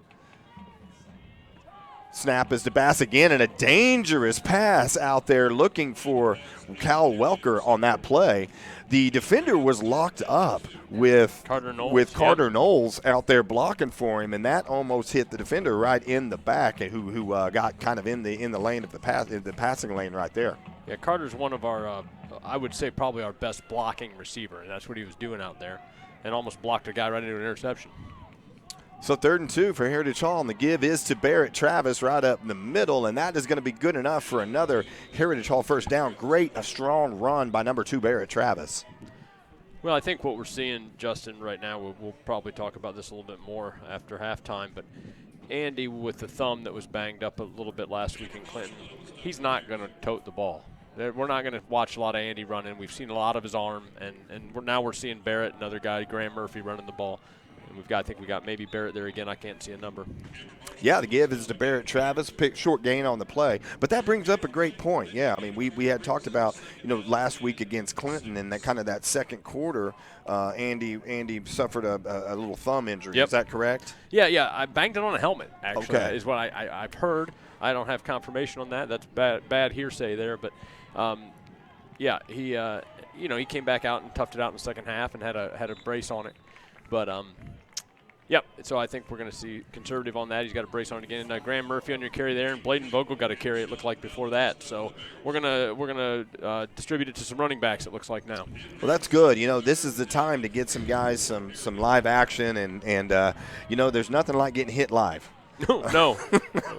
It's a little bit different than just getting hit in practice. So some guys getting some good carries here, and as we see number 9, Hillman Brown run onto the field there for the Charger offense as Andy Bass drops back again, and he's looking deep for his receiver. Maybe a little miscommunication right there. Yeah, it looked like Gerard kind of squared in there a little bit, and Andy maybe thought it was a go or a post, and it didn't happen. Carter was close, but he was on the other side of the other hash. That's exactly right, and it looks like the intended receiver right there. Yeah, it looks like the intended receiver was Gerard Williams. Yep. I think it might have been a maybe different route than Andy thought he was running. Yeah, definitely not on the same page there. So that's going to be 3rd and 4, ball at the 35-yard line here for the Charger offense, leading by the score of 42-6 midway through the second quarter. And the play is out there. The pass is out there to looks like Boston Fuller once again, who had his back to the defender and takes another big shot from a John Marshall defender. Yep. Great hit by that John Marshall defender right there, jarring the bar loose from Boston Fuller. So this is either going to bring up a punting situation here for Heritage Hall, or, like we talked about earlier, Coach Bogert never has a oh, I'm sorry, that was fourth down. That was fourth down. I apologize. I missed a down in there somewhere. So that was a fourth down stop for John Marshall. Good for them. So maybe exactly what they need to kind of get a little bit momentum going, taking some of that momentum into the half with 1:26 seconds left here in the second quarter. Yeah, it looks like Terrence Caldwell, the quarterback for John Marshall's, up and moving around. The helmet came off. I'm wondering if they don't have him in the protocol or just making sure the young man's head's okay, which is about the most important thing we could do. Absolutely. He has been seated on the bench since he came over here, so we wish him the very best. And, there's no moral victories really, Aaron, but right now, if John Marshall, there's still a lot that they can build upon in this ball game. That's right.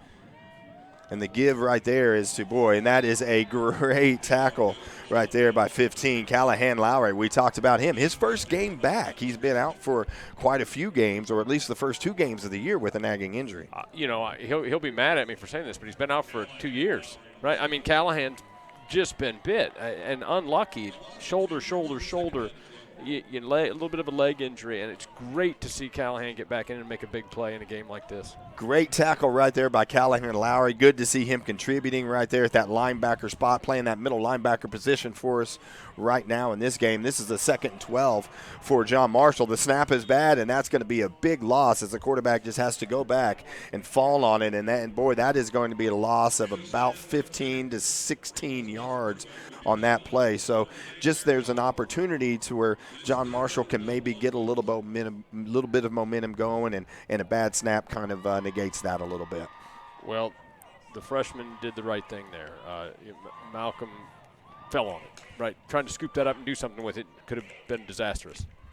So that's going to push us to a third, and scoreboard's wrong. Scoreboard indicates a 3rd and 12. That is not the case. It's going to be 3rd and about 30 right here for this John Marshall team. Ball's all the way back on the their own 18-yard line right now after the long, deep loss on the bad snap, and it looks like that's going to run out the clock. We have officially reached halftime. We went from a 52-minute first quarter to about a 15-minute second quarter. So definitely a tale of 2 quarters right now. Heritage Hall, it's all Heritage Hall right now by the score of 42-6. We will take you to the halftime show, and we will see you right back here for second half action from Taft Stadium. Oklahoma's known for its lakes, farm ponds, and creeks. And whether you take a highway or a dirt road to get there, Joe Cooper Jeep gets you to your destination. Right now, buy any Jeep for 10% below employee pricing. Plus, Joe Cooper always gives you more for your trade-in. And remember, we'll beat any dealer's price on a new Jeep by $500, or we'll give you $10,000. Only here at Joe Cooper. I love you, Oklahoma.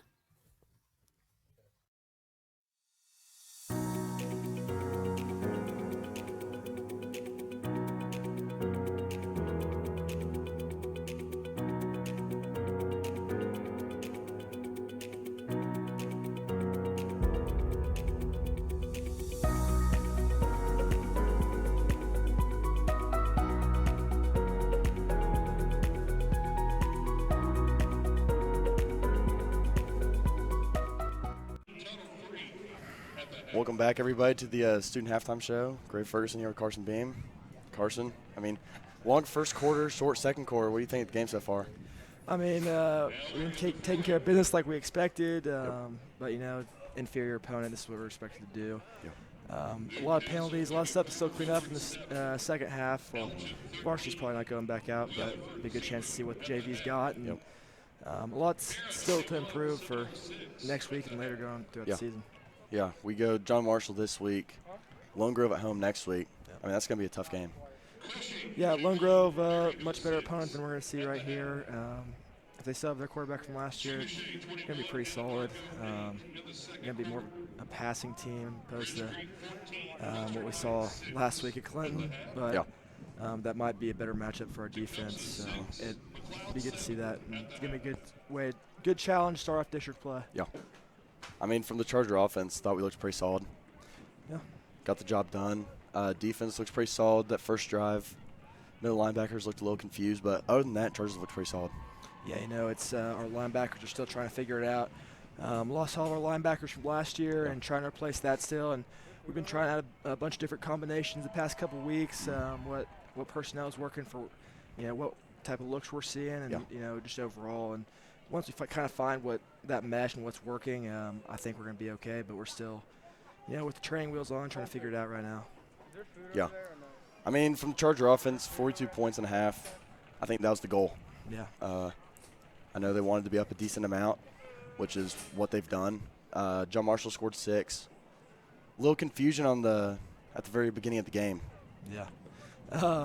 It took them 3 tries to get the opening kickoff. First one they kicked it 5 yards. We made them re-kick, and then they kicked the ball before the ref blows the whistle, and didn't. Third time's the charm. But it's part of the reason that first quarter was so long. And John Marshall's really just been very slow in between drives, getting back out there, and it just kind of seems like they don't really want to be here. Yeah. One thing I noticed, I mean, like you said, that play or that clock's going down all the way down to 3, 2, 1 before they're snapping the ball. Right. Looks like a little confusion amongst the whole offense, but the quarterback went out. Yeah, got hurt in the first quarter. Yeah. Helmet to helmet. It wasn't intentional, but kind of went down wrong. Him and Bladen Vogel had a little head-to-head contact. Yeah. Helmet popped off, and he was down for the count. Yeah. So we haven't seen him back yet, and we wish the best for him. Hate to see that happen, but they really first drive they had some success with him in there, and after that, there's just been nothing. So. Yeah. I mean, one thing I've seen is that our offensive line has looked really solid this week. Yeah. I mean, their D-line is big, and they're physical, but our O-line has looked really good to give Bladen and Barrett the right gap to go through, and I thought our offense has looked pretty solid. Yeah, offense has been great like usual. We haven't been having very many problems with the offense. Not at The O-line, taking care of business. All 3-year starters. Hate to see Jack Harris go down in the second quarter. Hopefully it's something minor and nothing major. Just gonna keep him out for a long time because he's a very important part of this team on both sides of the ball. Yeah. So to get him back in the line is gonna be a top priority. But we got guys that are gonna step in and take care of business. Mm-hmm. Replay right here. We have the second string quarterback in, Cal Welker, coming in hot. Yeah, there's been a lot of tackles for loss by the Charger defense, and here's another replay. Little rollout. Andy Bass sets up, throws deep. Finds 11, Rashad Smith, Super Prep feature player of the game in the end zone. Yep. Rashad's been having a great game. Andy's been having a great game like usual. Yeah. And Graham Murphy with the tackle. Yeah, that's one play that has really stuck out this game to me. Yep, another big tackle. He had that big truck on the 2-point conversion as well. He's been having a great game for 24 other than that miscue on that first drive on defense. But other than that, he's been having a phenomenal game. Yeah, I thought Murphy has had a great game. That 2-point conversion was smooth. Yeah. I knew with that extra point being blocked that there was a strong possibility that the Chargers would go to that. Little double move right here. Andy Bass hits the shallow receiver. Jordan Harris on the cross, finds the end zone. Yep. And Jordan Harris also been having a phenomenal game. Just continues to have great weeks and keeps stacking them. Defense. Callahan Lowry coming in. Yep, first game Big back. Play. First game back for 1-5. He's been having a great game. Love to see it. He's been super unfortunate with injuries. It's great to see him. Through all 4 years. Yeah, it's super great to see him stay, be healthy. And, we hope that he can stay healthy for the whole year because that's going to be a big part to have a linebacker like him in our lineup. Yeah, well, especially with the linebackers we have now. Yeah. Our linebackers right now are solid. You have Barrett, Eddie, and Murph. But now you can sub in Callahan. Right. Barrett and Murph, both phenomenal athletes, guys that can kind of do it all. Yeah. But, the experience and playing all that time isn't really there. With Callahan, you kind of get a more experienced leader, a guy that, just loves the game, even though he's been unfortunate. Showed up to every practice even when he's been hurt. Yep. A guy that knows what's going on and has been around the program for so long. Yeah. So to have a guy like him with his experience out there helping get these guys set up, it makes a huge difference. Yeah. And I think when he's been in, we've been much better at stopping the run. Mm-hmm. Well, it's great to see just Callahan. His recovery was so quick. Yeah. He got hurt, what was it, at the scrimmage? Is that right? Was it the practice the day of the scrimmage? First padded practice. Yeah. Callahan Lowry got hurt just over a month and a half ago. Yeah, I mean, tough injury for him. People didn't know if he was going to be able to come back at all. And for him to come back and have the game that he's having is truly, truly amazing. Yeah. And I think this week they didn't want to start him just first game back, ease him into it. Yeah.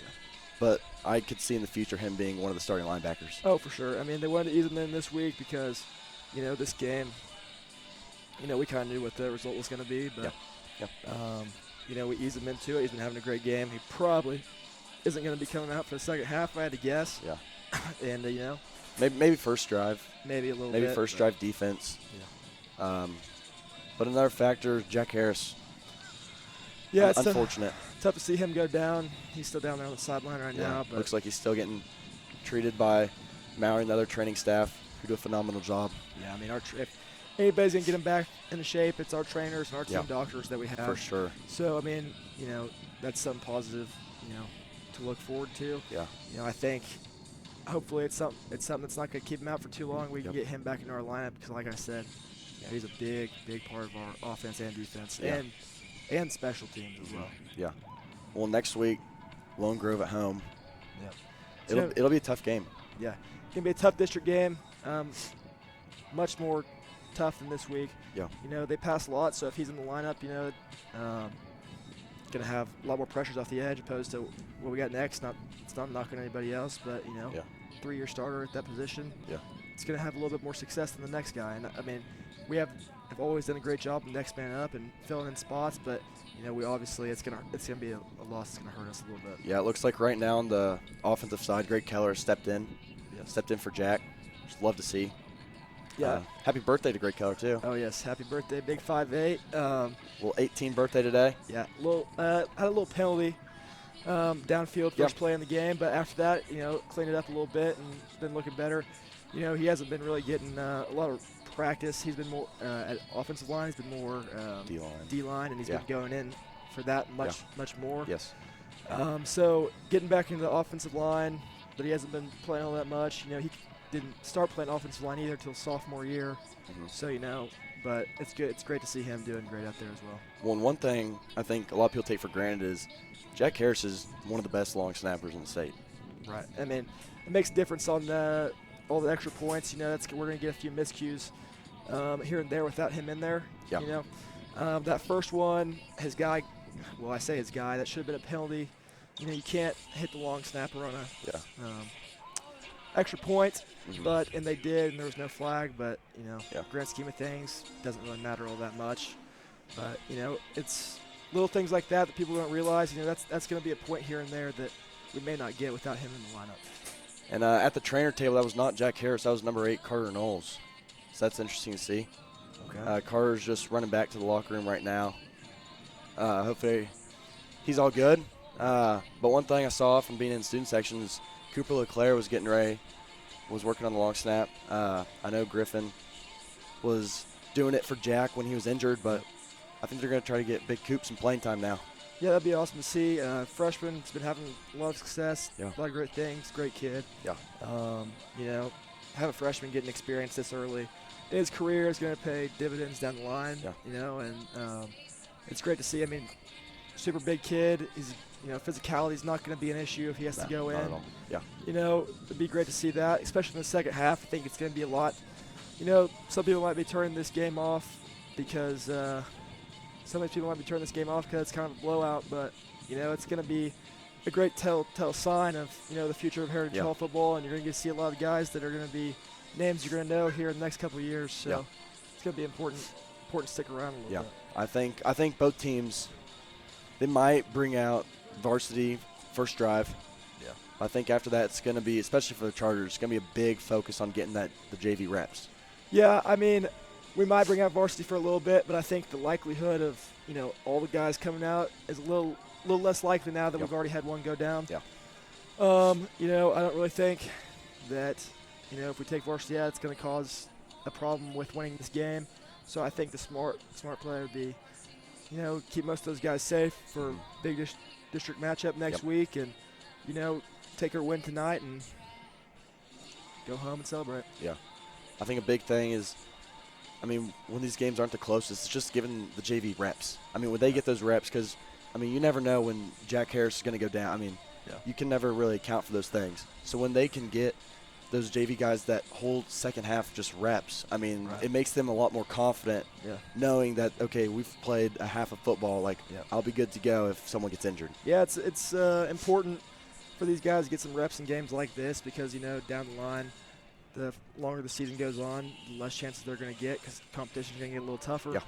So, you know, getting reps in games like this is going to be pretty important, you know, to see, you know, if something does happen later down the line, one of these guys' names does get called upon, you know, they're going to be more ready. Yeah. They're going to be more ready to answer the call and fill in and help us work towards our ultimate goal. Yeah. So if you're John Marshall, what are you trying to do the second half? You know, just trying to come out and, you know, try and get some rhythm going with the offense. Yeah. I mean, just getting some energy, getting some life out of the guys because they're pretty dead on their side right now, and the big thing for them is they gotta manufacture some energy because there's none right now. Well, I think one thing that kind of killed them in the first half was penalties. Yeah. I mean, I think if you're John Marshall right now, hopes probably aren't too high. Right. So it's focused on the little things. Yeah. I mean, if you can focus on like no penalties. Yeah. And try to get some more guys involved, get some more reps. Same thing we're doing. I mean, they can be doing the exact same thing. Yeah, I mean, you know, you guys got to be looking for the future now with this because this game's pretty much all but over. Yeah. So for them, you know, you just got to try and manufacture some energy, you got some opportunities, and, you know, try and make the best out of this you can for, you know, have something to look forward to for next week. Yeah. So. Yeah, I think second half, a lot of JV. Looks like Chargers are coming out now. It's a little bit, I'd say a little earlier than when we usually come out. We usually come out with about 2 minutes left and just about 2:45 left when they started walking out. Maybe just get the JV going a little bit. Yeah, you know, we usually add at our home stadium, we add 2 minutes to the clock after the 20 minutes expires for warm-up period. Don't know if we'll be doing that tonight. Can't tell. Yeah, you know, it's hard to tell depending when you go on the road sometimes. Yeah. But, you know, also these guys have been cold the whole game. They haven't been moving a whole lot because they've been on the sideline. So a little bit more stretching than opposed to the guys that have already been getting up and active and working a little bit. Yeah. So. Number 18, Walker Nelson, was leading the pack out of the locker room. I think that might be a sign that we'll see him on this first drive. Yeah, I'd love to see him at quarterback.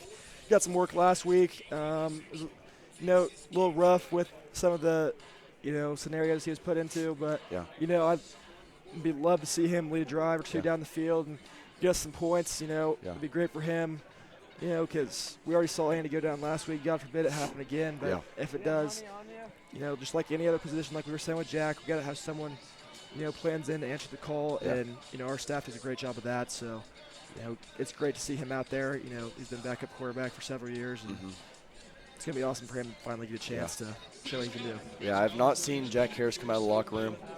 I bet they just keep him in there for second half. Not sure what the injury is or what the update is on him. Might try to find out the second half. It was lower body, couldn't really tell where, but it's important to remain optimistic on that. For sure, you know, for sure. But it's a big loss, and we're just hoping for the best. Yeah. Well, there's about 53 seconds left till second half starts. We're about to cut to commercial, and that'll do it for the Heritage Hall halftime show. Injuries don't wait. For business hours, now you can be seen 24/7 for sports injuries. Whether you have a sprain or a broken bone, at the SSM Health Bone and Joint Injury Clinic at 13401 Northwestern.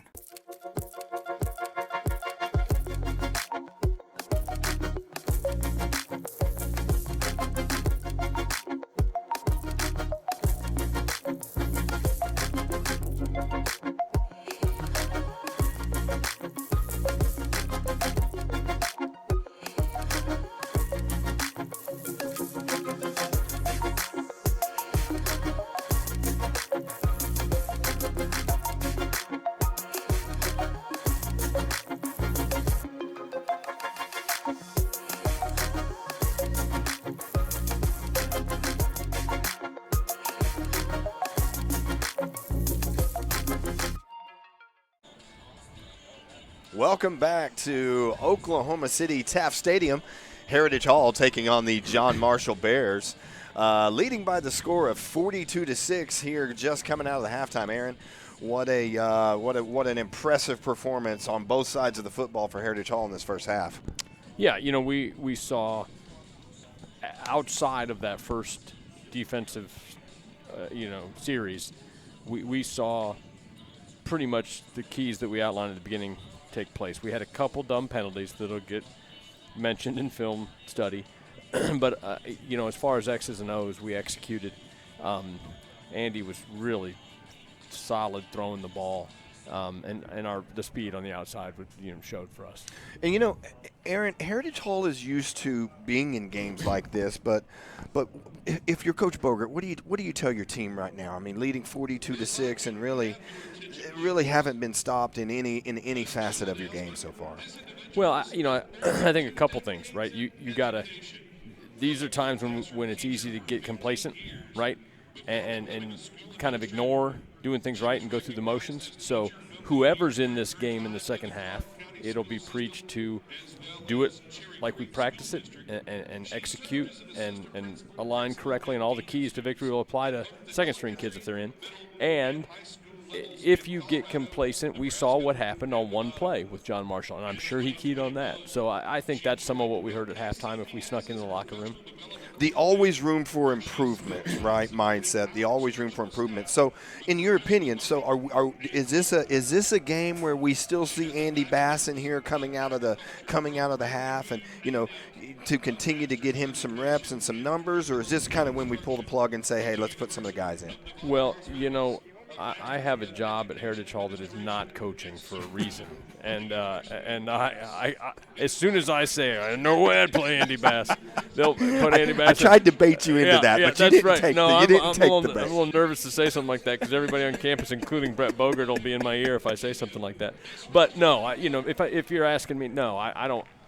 You might put Andy out there to throw a couple balls in the first series, and get us up to 50, but I think at that point you're either going to turn. We'll talk a little bit later if that happens about Walker Nelson, Tegan Lawson, and Hunter Ferris, some of the kids behind him at quarterback, if that happens. But we talked about the thumb. If that, I think you got to protect him. And we saw Jack Harris go down, and we hope that's okay. I think you got to see some sophomore linemen even in this half. And you talk about Coach Bogert, 103 wins, 7 losses. You tend to make those decisions pretty readily available. What you're going to do personnel wise. Yeah. I mean, there's a long history there. So let me ask you this. I mean, as we hit 0 here and wait for the second half kickoff between these two squads, Heritage. I think one of the advantages, Aaron, if you agree, is there's always been opportunity. I mean, for a number of years now, a success in a row for games like this where these young guys can get in real speed and really get some good game time action and experience, which helps them down the line later in the season and down the line in their careers. It does, and we've talked about it. We watched, our kids sit in second halves. And starters get frustrated by that because they want to be in the game. But it is so important for these kids to get real game speed. You said it, and and to go against the ones from whatever school we're playing and see what that looks like. Because our depth chart, if you're going against our ones every day in practice, that's a lot. That's tough. Let's look at what some other ones look like and had some success versus getting beat up in practice every day, or something a little bit bigger than JV, right? A lot of things that can still be accomplished even in a game that seemingly is somewhat lopsided at this point. But listen, we've seen stranger things in sports, right? Of course. We've seen stranger things at every level of sports. So what you want for Heritage Hall is just like you said, just to come out here, stay sharp, and let's keep learning. And let's accomplish some things right here. And on the other side of the ball, if you're John Marshall at halftime, again, Brett has how many wins and I have 0. But if I'm in the John Marshall locker room, it's 0-0 right now. We're going to put these guys in, and we got to play this half like it's 0-0. We got to execute. They're going to say all the same keys that we had and push on their kids to improve in this second half, and we're going to watch closely for that from John Marshall. And here we go, opening kickoff, second half. Heritage Hall, 42, John Marshall 6. Beautiful night of football here at Taft Stadium, Oklahoma City, Oklahoma. And there's the kick.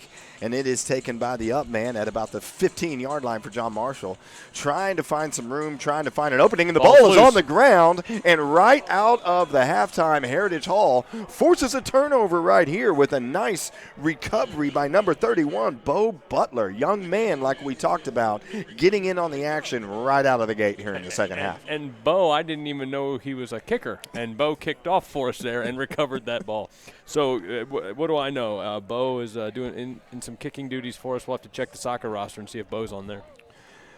And so here we go, starting the second half. We've got Andy Bassett at least going to start off the second half here for the Heritage Hall offense.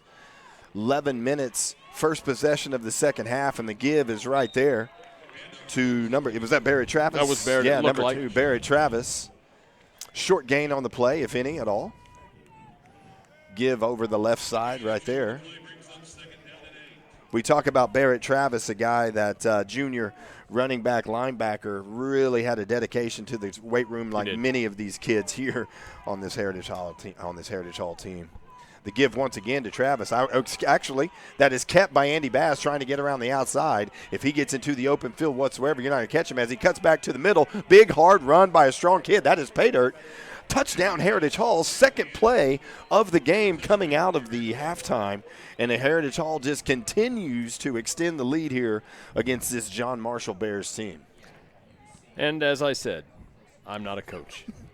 I said we probably shouldn't run Andy and maybe not even play him. And there's Andy on the scamper. And, number 5 that we've been talking about got an angle on Andy's thigh, and it didn't work out for Sean Powell there. Andy's time in the weight room is unbelievable, Justin. He's a specimen. You've all seen the pictures on Instagram of the recruiting shots. Andy's a big kid.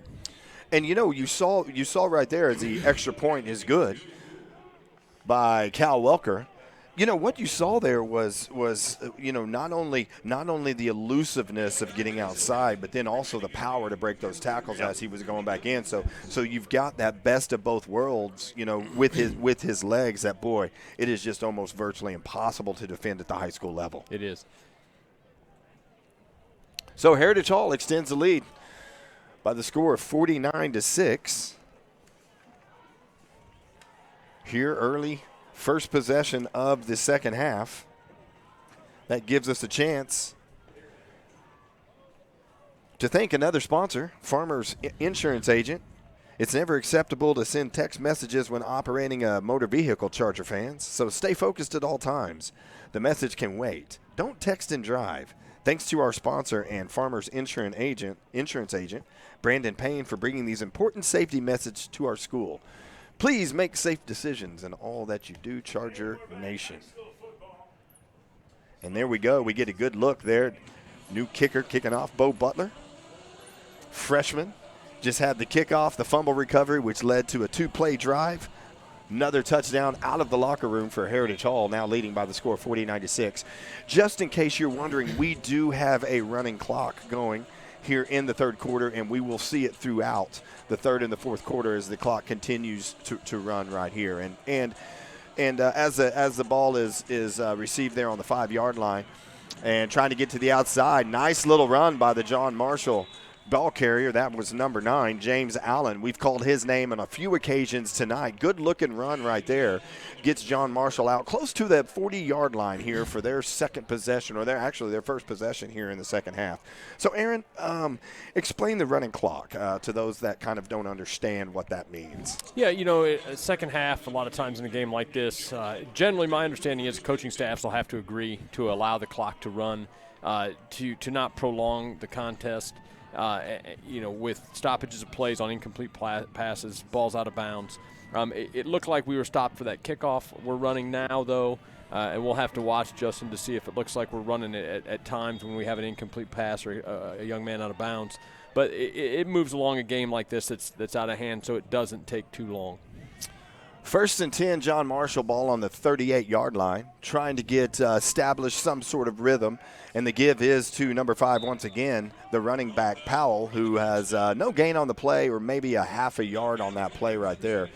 We talked about, I was talking to Luke Stillman, at the break at halftime, and he was like, did you talk about the longest quarter probably ever recorded in high school football back to the shortest quarter probably ever recorded in high school football? It was a tale of two different quarters in that first half. Unbelievable.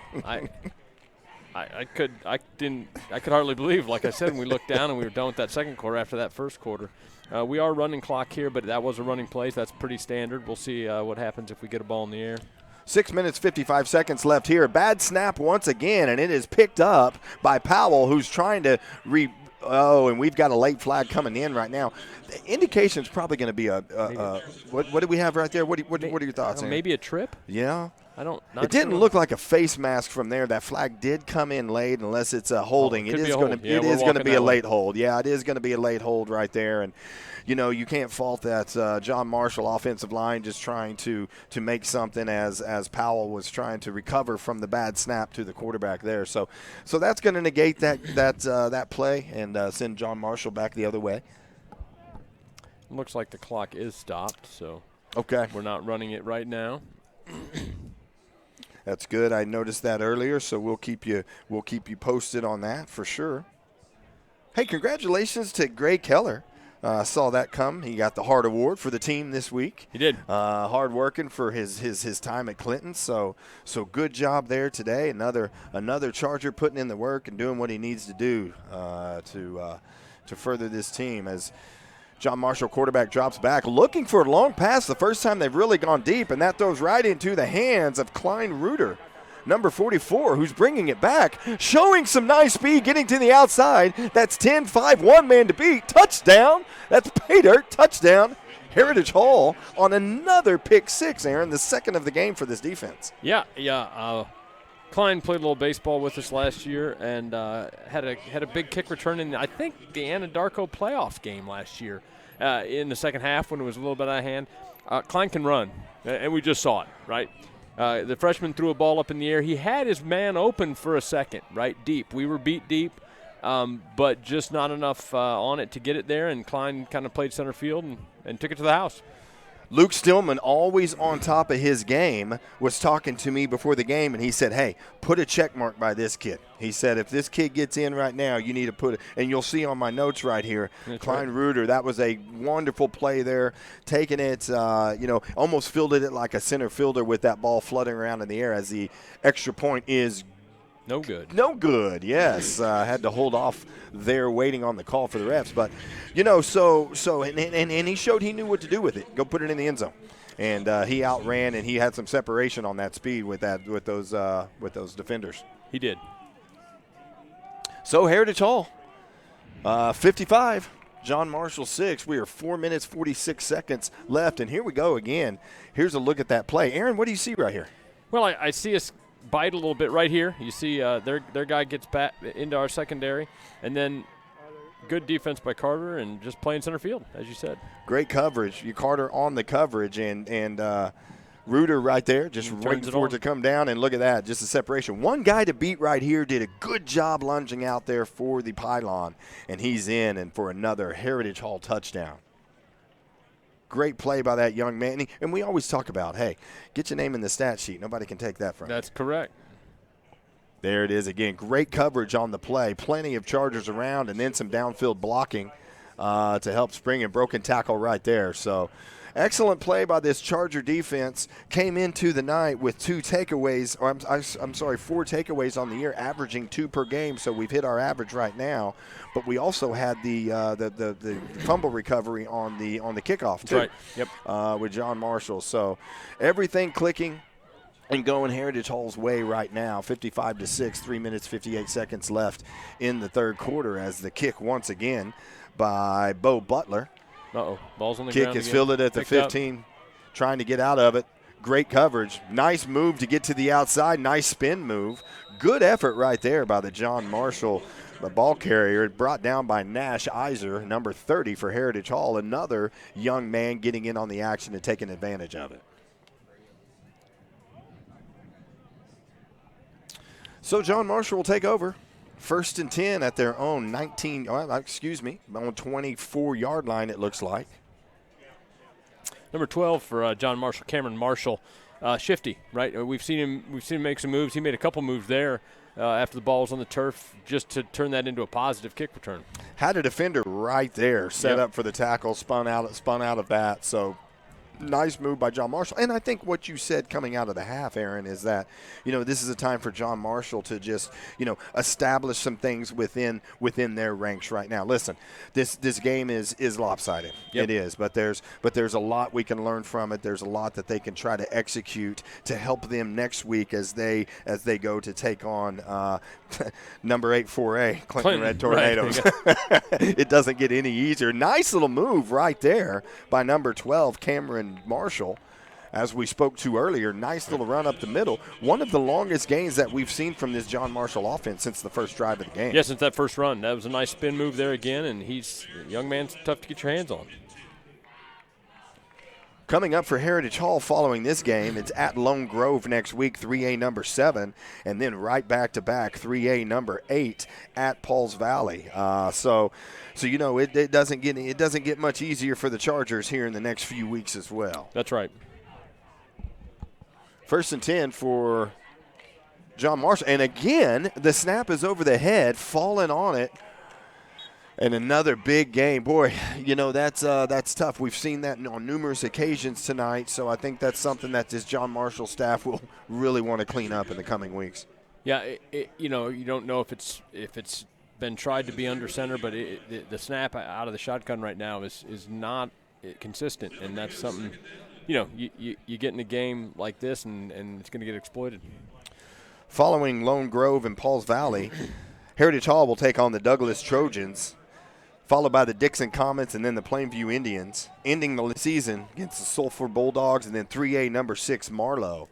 So Heritage Hall, every time you're defending a title, makes it even that much more difficult throughout the season to maintain the level that you need to get back to that state championship game. And there's a pass that is incomplete out to the left there, thrown over the receiver's head. Number 12, again, was the intended target, Cameron Marshall.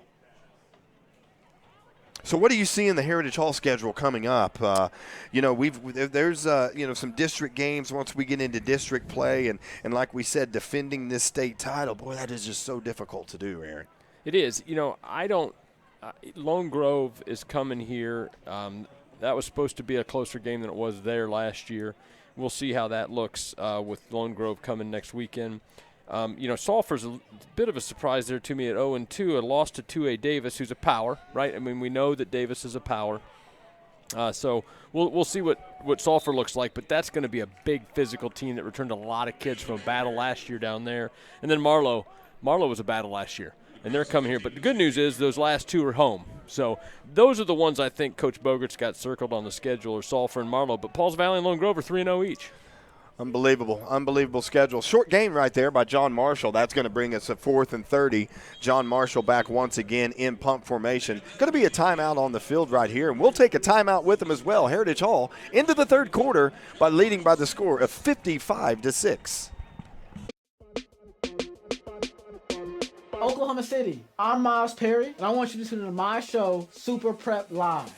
Super Prep Live takes an in-depth look at the Oklahoma high school student-athlete and what makes he or she become great at what they do. Super Prep Live can be heard on OKC's CBS Sports Radio 105.3 and Instagram Live. Make sure you tune in and learn about the next great student-athlete on Super Prep Live with me, Miles Perry.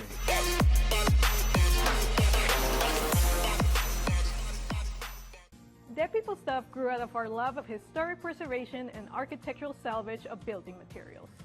Whether you're looking for doors, light fixtures, hardware, reclaimed lumber, statues, plants, or home decor, Dead People Stuff is the perfect piece for your next project. And the Dead People Stuff family is growing. Come check out our 40,000 square foot compound featuring a brewery, barbecue, tattoo shop, barber shop, and a cat cafe. We pay you cash to haul off your trash. Help us save history one piece at a time. And welcome back to Taft Stadium as you're witnessing a great LED light show here at Taft. You know, it was really funny because when this all started, the lights went out and everybody in the press box was like, "Oh goodness, what just happened?" And then the show began. So. Great little technical aspect, little game day atmosphere right here in starting the fourth quarter at Taft Stadium. Yeah, Justin, the fact that you knew this was an LED light show, I'm impressed. At our age, I was stumped. How do you do that with stadium lights? There's only one reason I know this is because I'm a Sooner fan, and this is the new thing, right? Got it.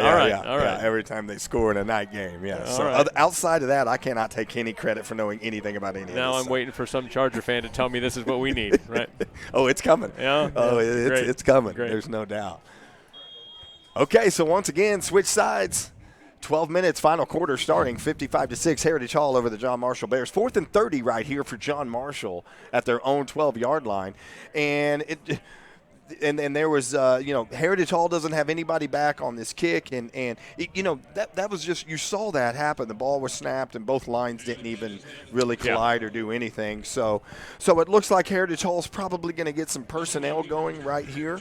From what I'm seeing from the sidelines. So a lot of guys going to get some work right here for this Charger team, and that's fantastic. And if Andy Bass had come out here, I think I'd have taken the headset off and headed down to the field myself, Justin. But so I didn't, we got Walker Nelson in now. Walker is a senior who came to us as a sophomore, moved here from Iowa. His family relocated and was a quarterback on the depth chart, and then this year he has not been until the last game when Andy got the bruised up thumb.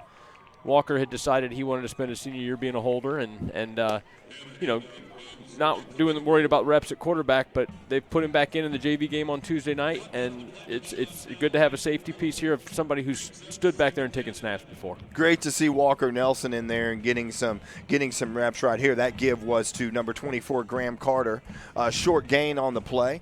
Heritage Hall now 2nd and 9, ball on the 42-yard line, still leading 55-6 as you see. The give once again to Graham Murphy, trying to get around. Great spin move right there. Hit hard, but able to spin out of the tackle. Nice gain, and that's going to be very close to a first down. Looks like about 2 yards short right here, leading to 3rd down for this Heritage Hall offense. Yeah, we saw some of this lineup on Tuesday night at OCS, but not all of it. Klein didn't play in that game, Reuter in the JV game, some of the other guys did.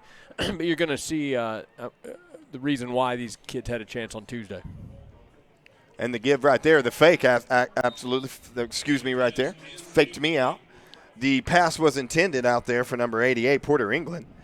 Ball was thrown a little bit short there by Walker Nelson, so that's going to bring us to 4th and 9 for Heritage. Indications probably will go for it right here. Maybe run the ball. It looks like ball sitting at the 49-yard line of Heritage Hall. Yep, and the clock is running. It looks like now. Clock is running now. On down an incomplete pass. Yep.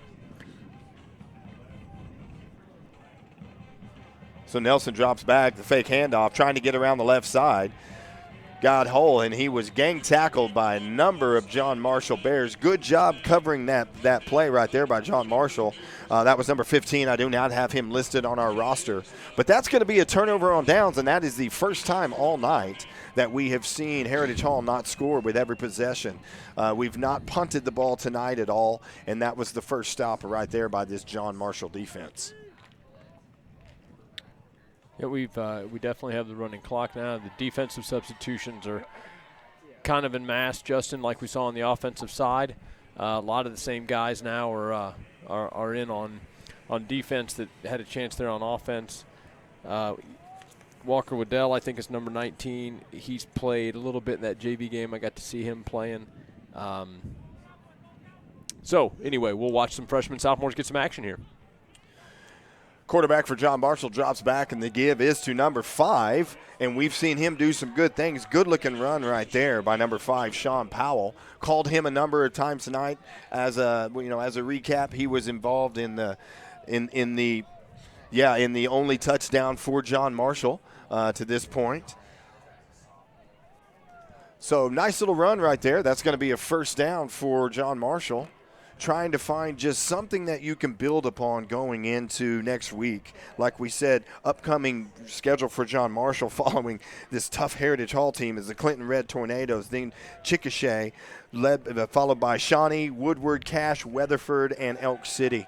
And that ball is thrown deep. Good coverage on the play right there by number 88, and that is Porter England. Yeah, freshman. Freshman, great coverage right there on the play. Nice pass by the young quarterback also from John Marshall, Malcolm Ed. Just led his player a little too much, but I'll tell you what, that is great coverage by Porter England.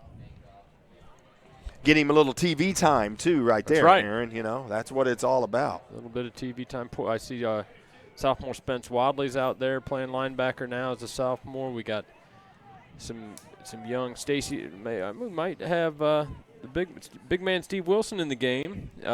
Senior offensive lineman playing some defensive line.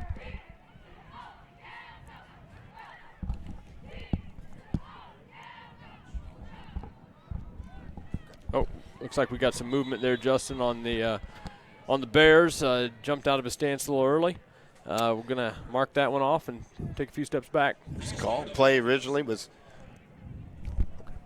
is 2nd and 10. Now it's going to be a 2nd and 15. Ball's going to be pushed back to about the 37-yard line of John Marshall.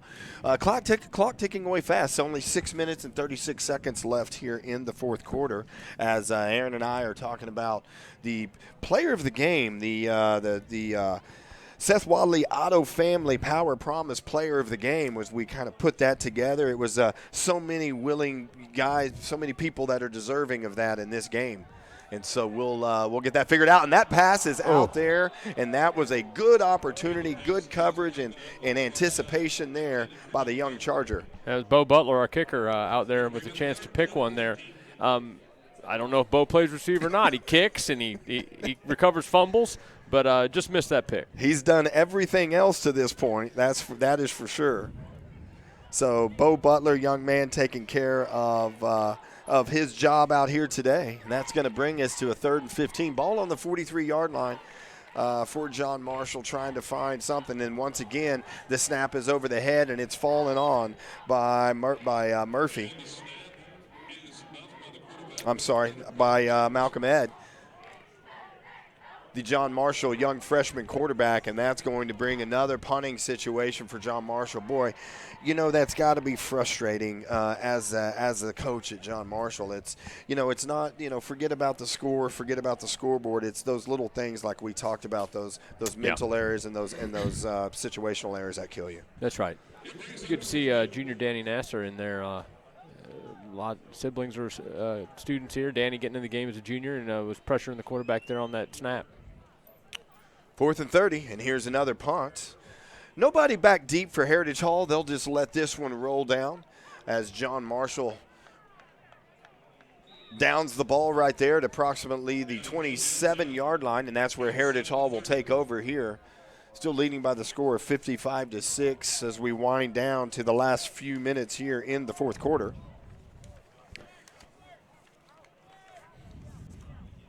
We're going to talk some Charger fast pitch. Boy, I'll tell you what.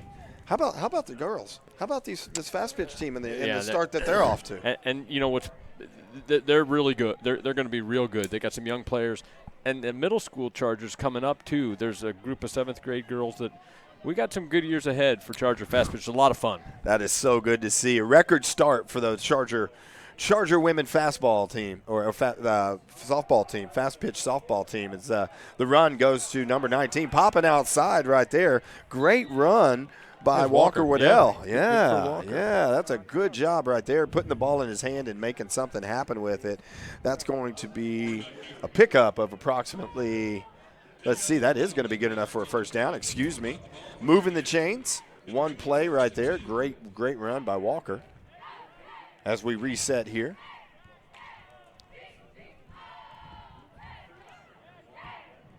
Walker Waddell in for Walker Nelson. Yeah, that'll confuse us.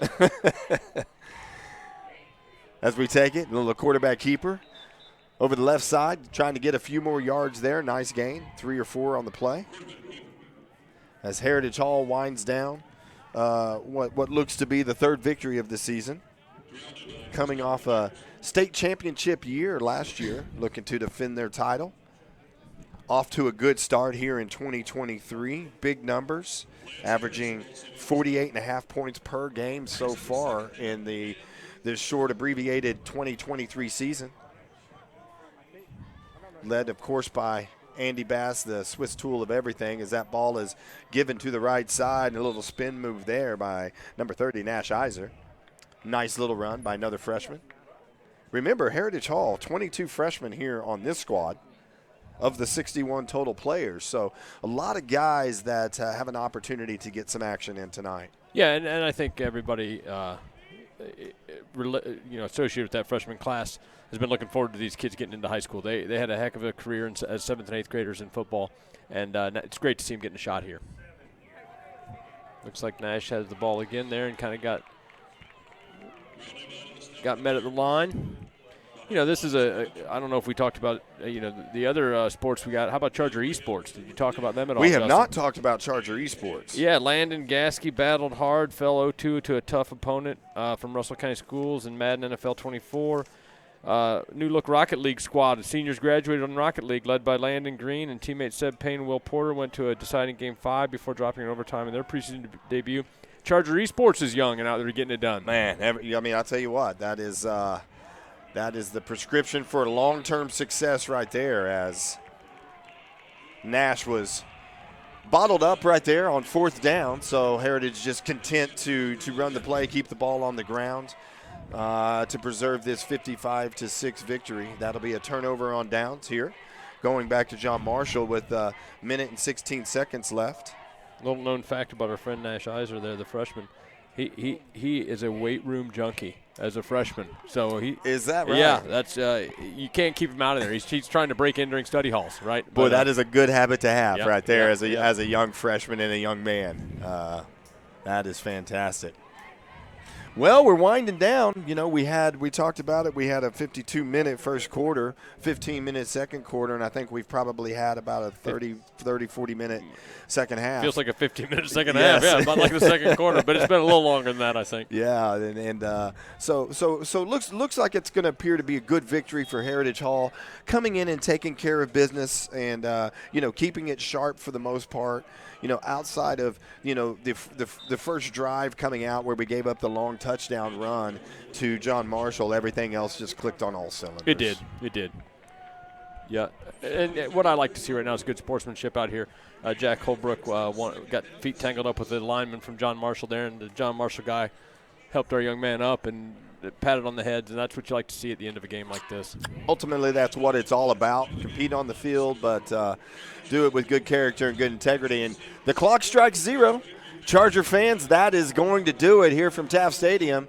Heritage Hall comes out with the win by the score of 55-6. We're going to take a short commercial break, and we'll be right back with the Seth Wadley Auto Family Power Promise Player of the Game announcement.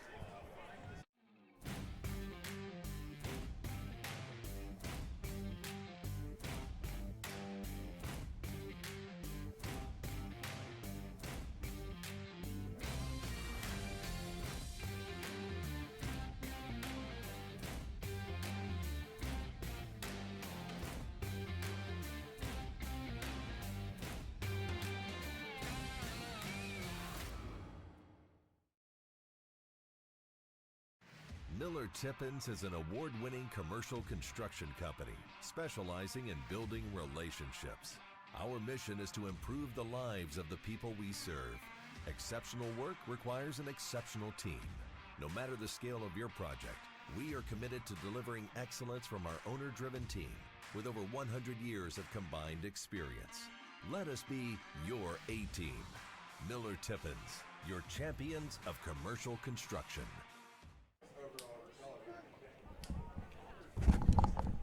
And we're back. Once again, a small recap here. Heritage Hall with the decisive victory over the John Marshall Bears by the score of 55-6. So, Aaron, we've been talking. Who do we think for our Seth Wadley Auto Family Power Promise Player of the Game tonight? So many people willing and deserving. Well, it's all over the place. You know, we had Graham Murphy, who had a great game on both sides of the ball, running the ball well. Barrett Travis had a couple scores at running back. Andy had a great game throwing the ball. We had a couple young guys with interceptions late. It's hard to pick one. I think if I'm going to pick one tonight, I'm going to go with Barrett Travis today. Barrett had a bunch of tackles early, right? We saw him defensively, at least one score, maybe two. I got to give a shout out to my man, to Graham Murphy, though, playing a heck of a game Tuesday night in JV, carrying the load there, and then coming out here and doing it from both sides of the ball. I don't know if we do co-players of the game or not, but I'm going to go Graham Murphy and Barrett Travis in this one. I don't know if we can get that stat up there or not. They were both outstanding. I love that. We got both of those there. So many. Boston Fuller came in and had a great game receiving and taking care of stuff. So we're gonna say Barrett Travis and Graham Murphy. We're gonna call them the Seth Wadley Auto Family Power Promise players of the game. So I like it. Well, Aaron, it's been a fun one tonight. A lot of action and a lot of offense. Let's talk about what Heritage Hall is looking at for the rest of this season and in the oncoming weeks as we talk about as we really work on defending our state title here in the coming weeks when we get into that district play. Yeah, I think you're gonna see us test it again in the next 2 weeks, right? We're gonna be at home versus Lone Grove. I expect us to take care of business there. It'll be tighter than the experts think, whoever the experts are. And then headed to Pauls Valley, tough place to play always. Pauls Valley bring the band out, and they'll have a big crowd. Those 2 games will tell us a lot. Then you've got a couple games in a row that the Chargers with Douglas and Dixon should take care of business. Then Plainview, at Plainview, they're an up and down squad, but they can give you a game. And again, as I highlighted earlier, I think that the 2 to circle are Sulphur and Marlowe at the end of the season. I think everybody's got those circled, and if we manage to get through this schedule and get to those games undefeated, those will be big media games and big tests for us going into the playoffs. A perfect start to the 2023 season for Heritage Hall. Big things to come. A lot of highlights, a lot of sparks tonight. Heritage Hall with a 55-6 victory for Aaron Fetro, Justin Evans. We bid you farewell from Taft Stadium. We'll see you next week, and thank you for watching Charger Vision.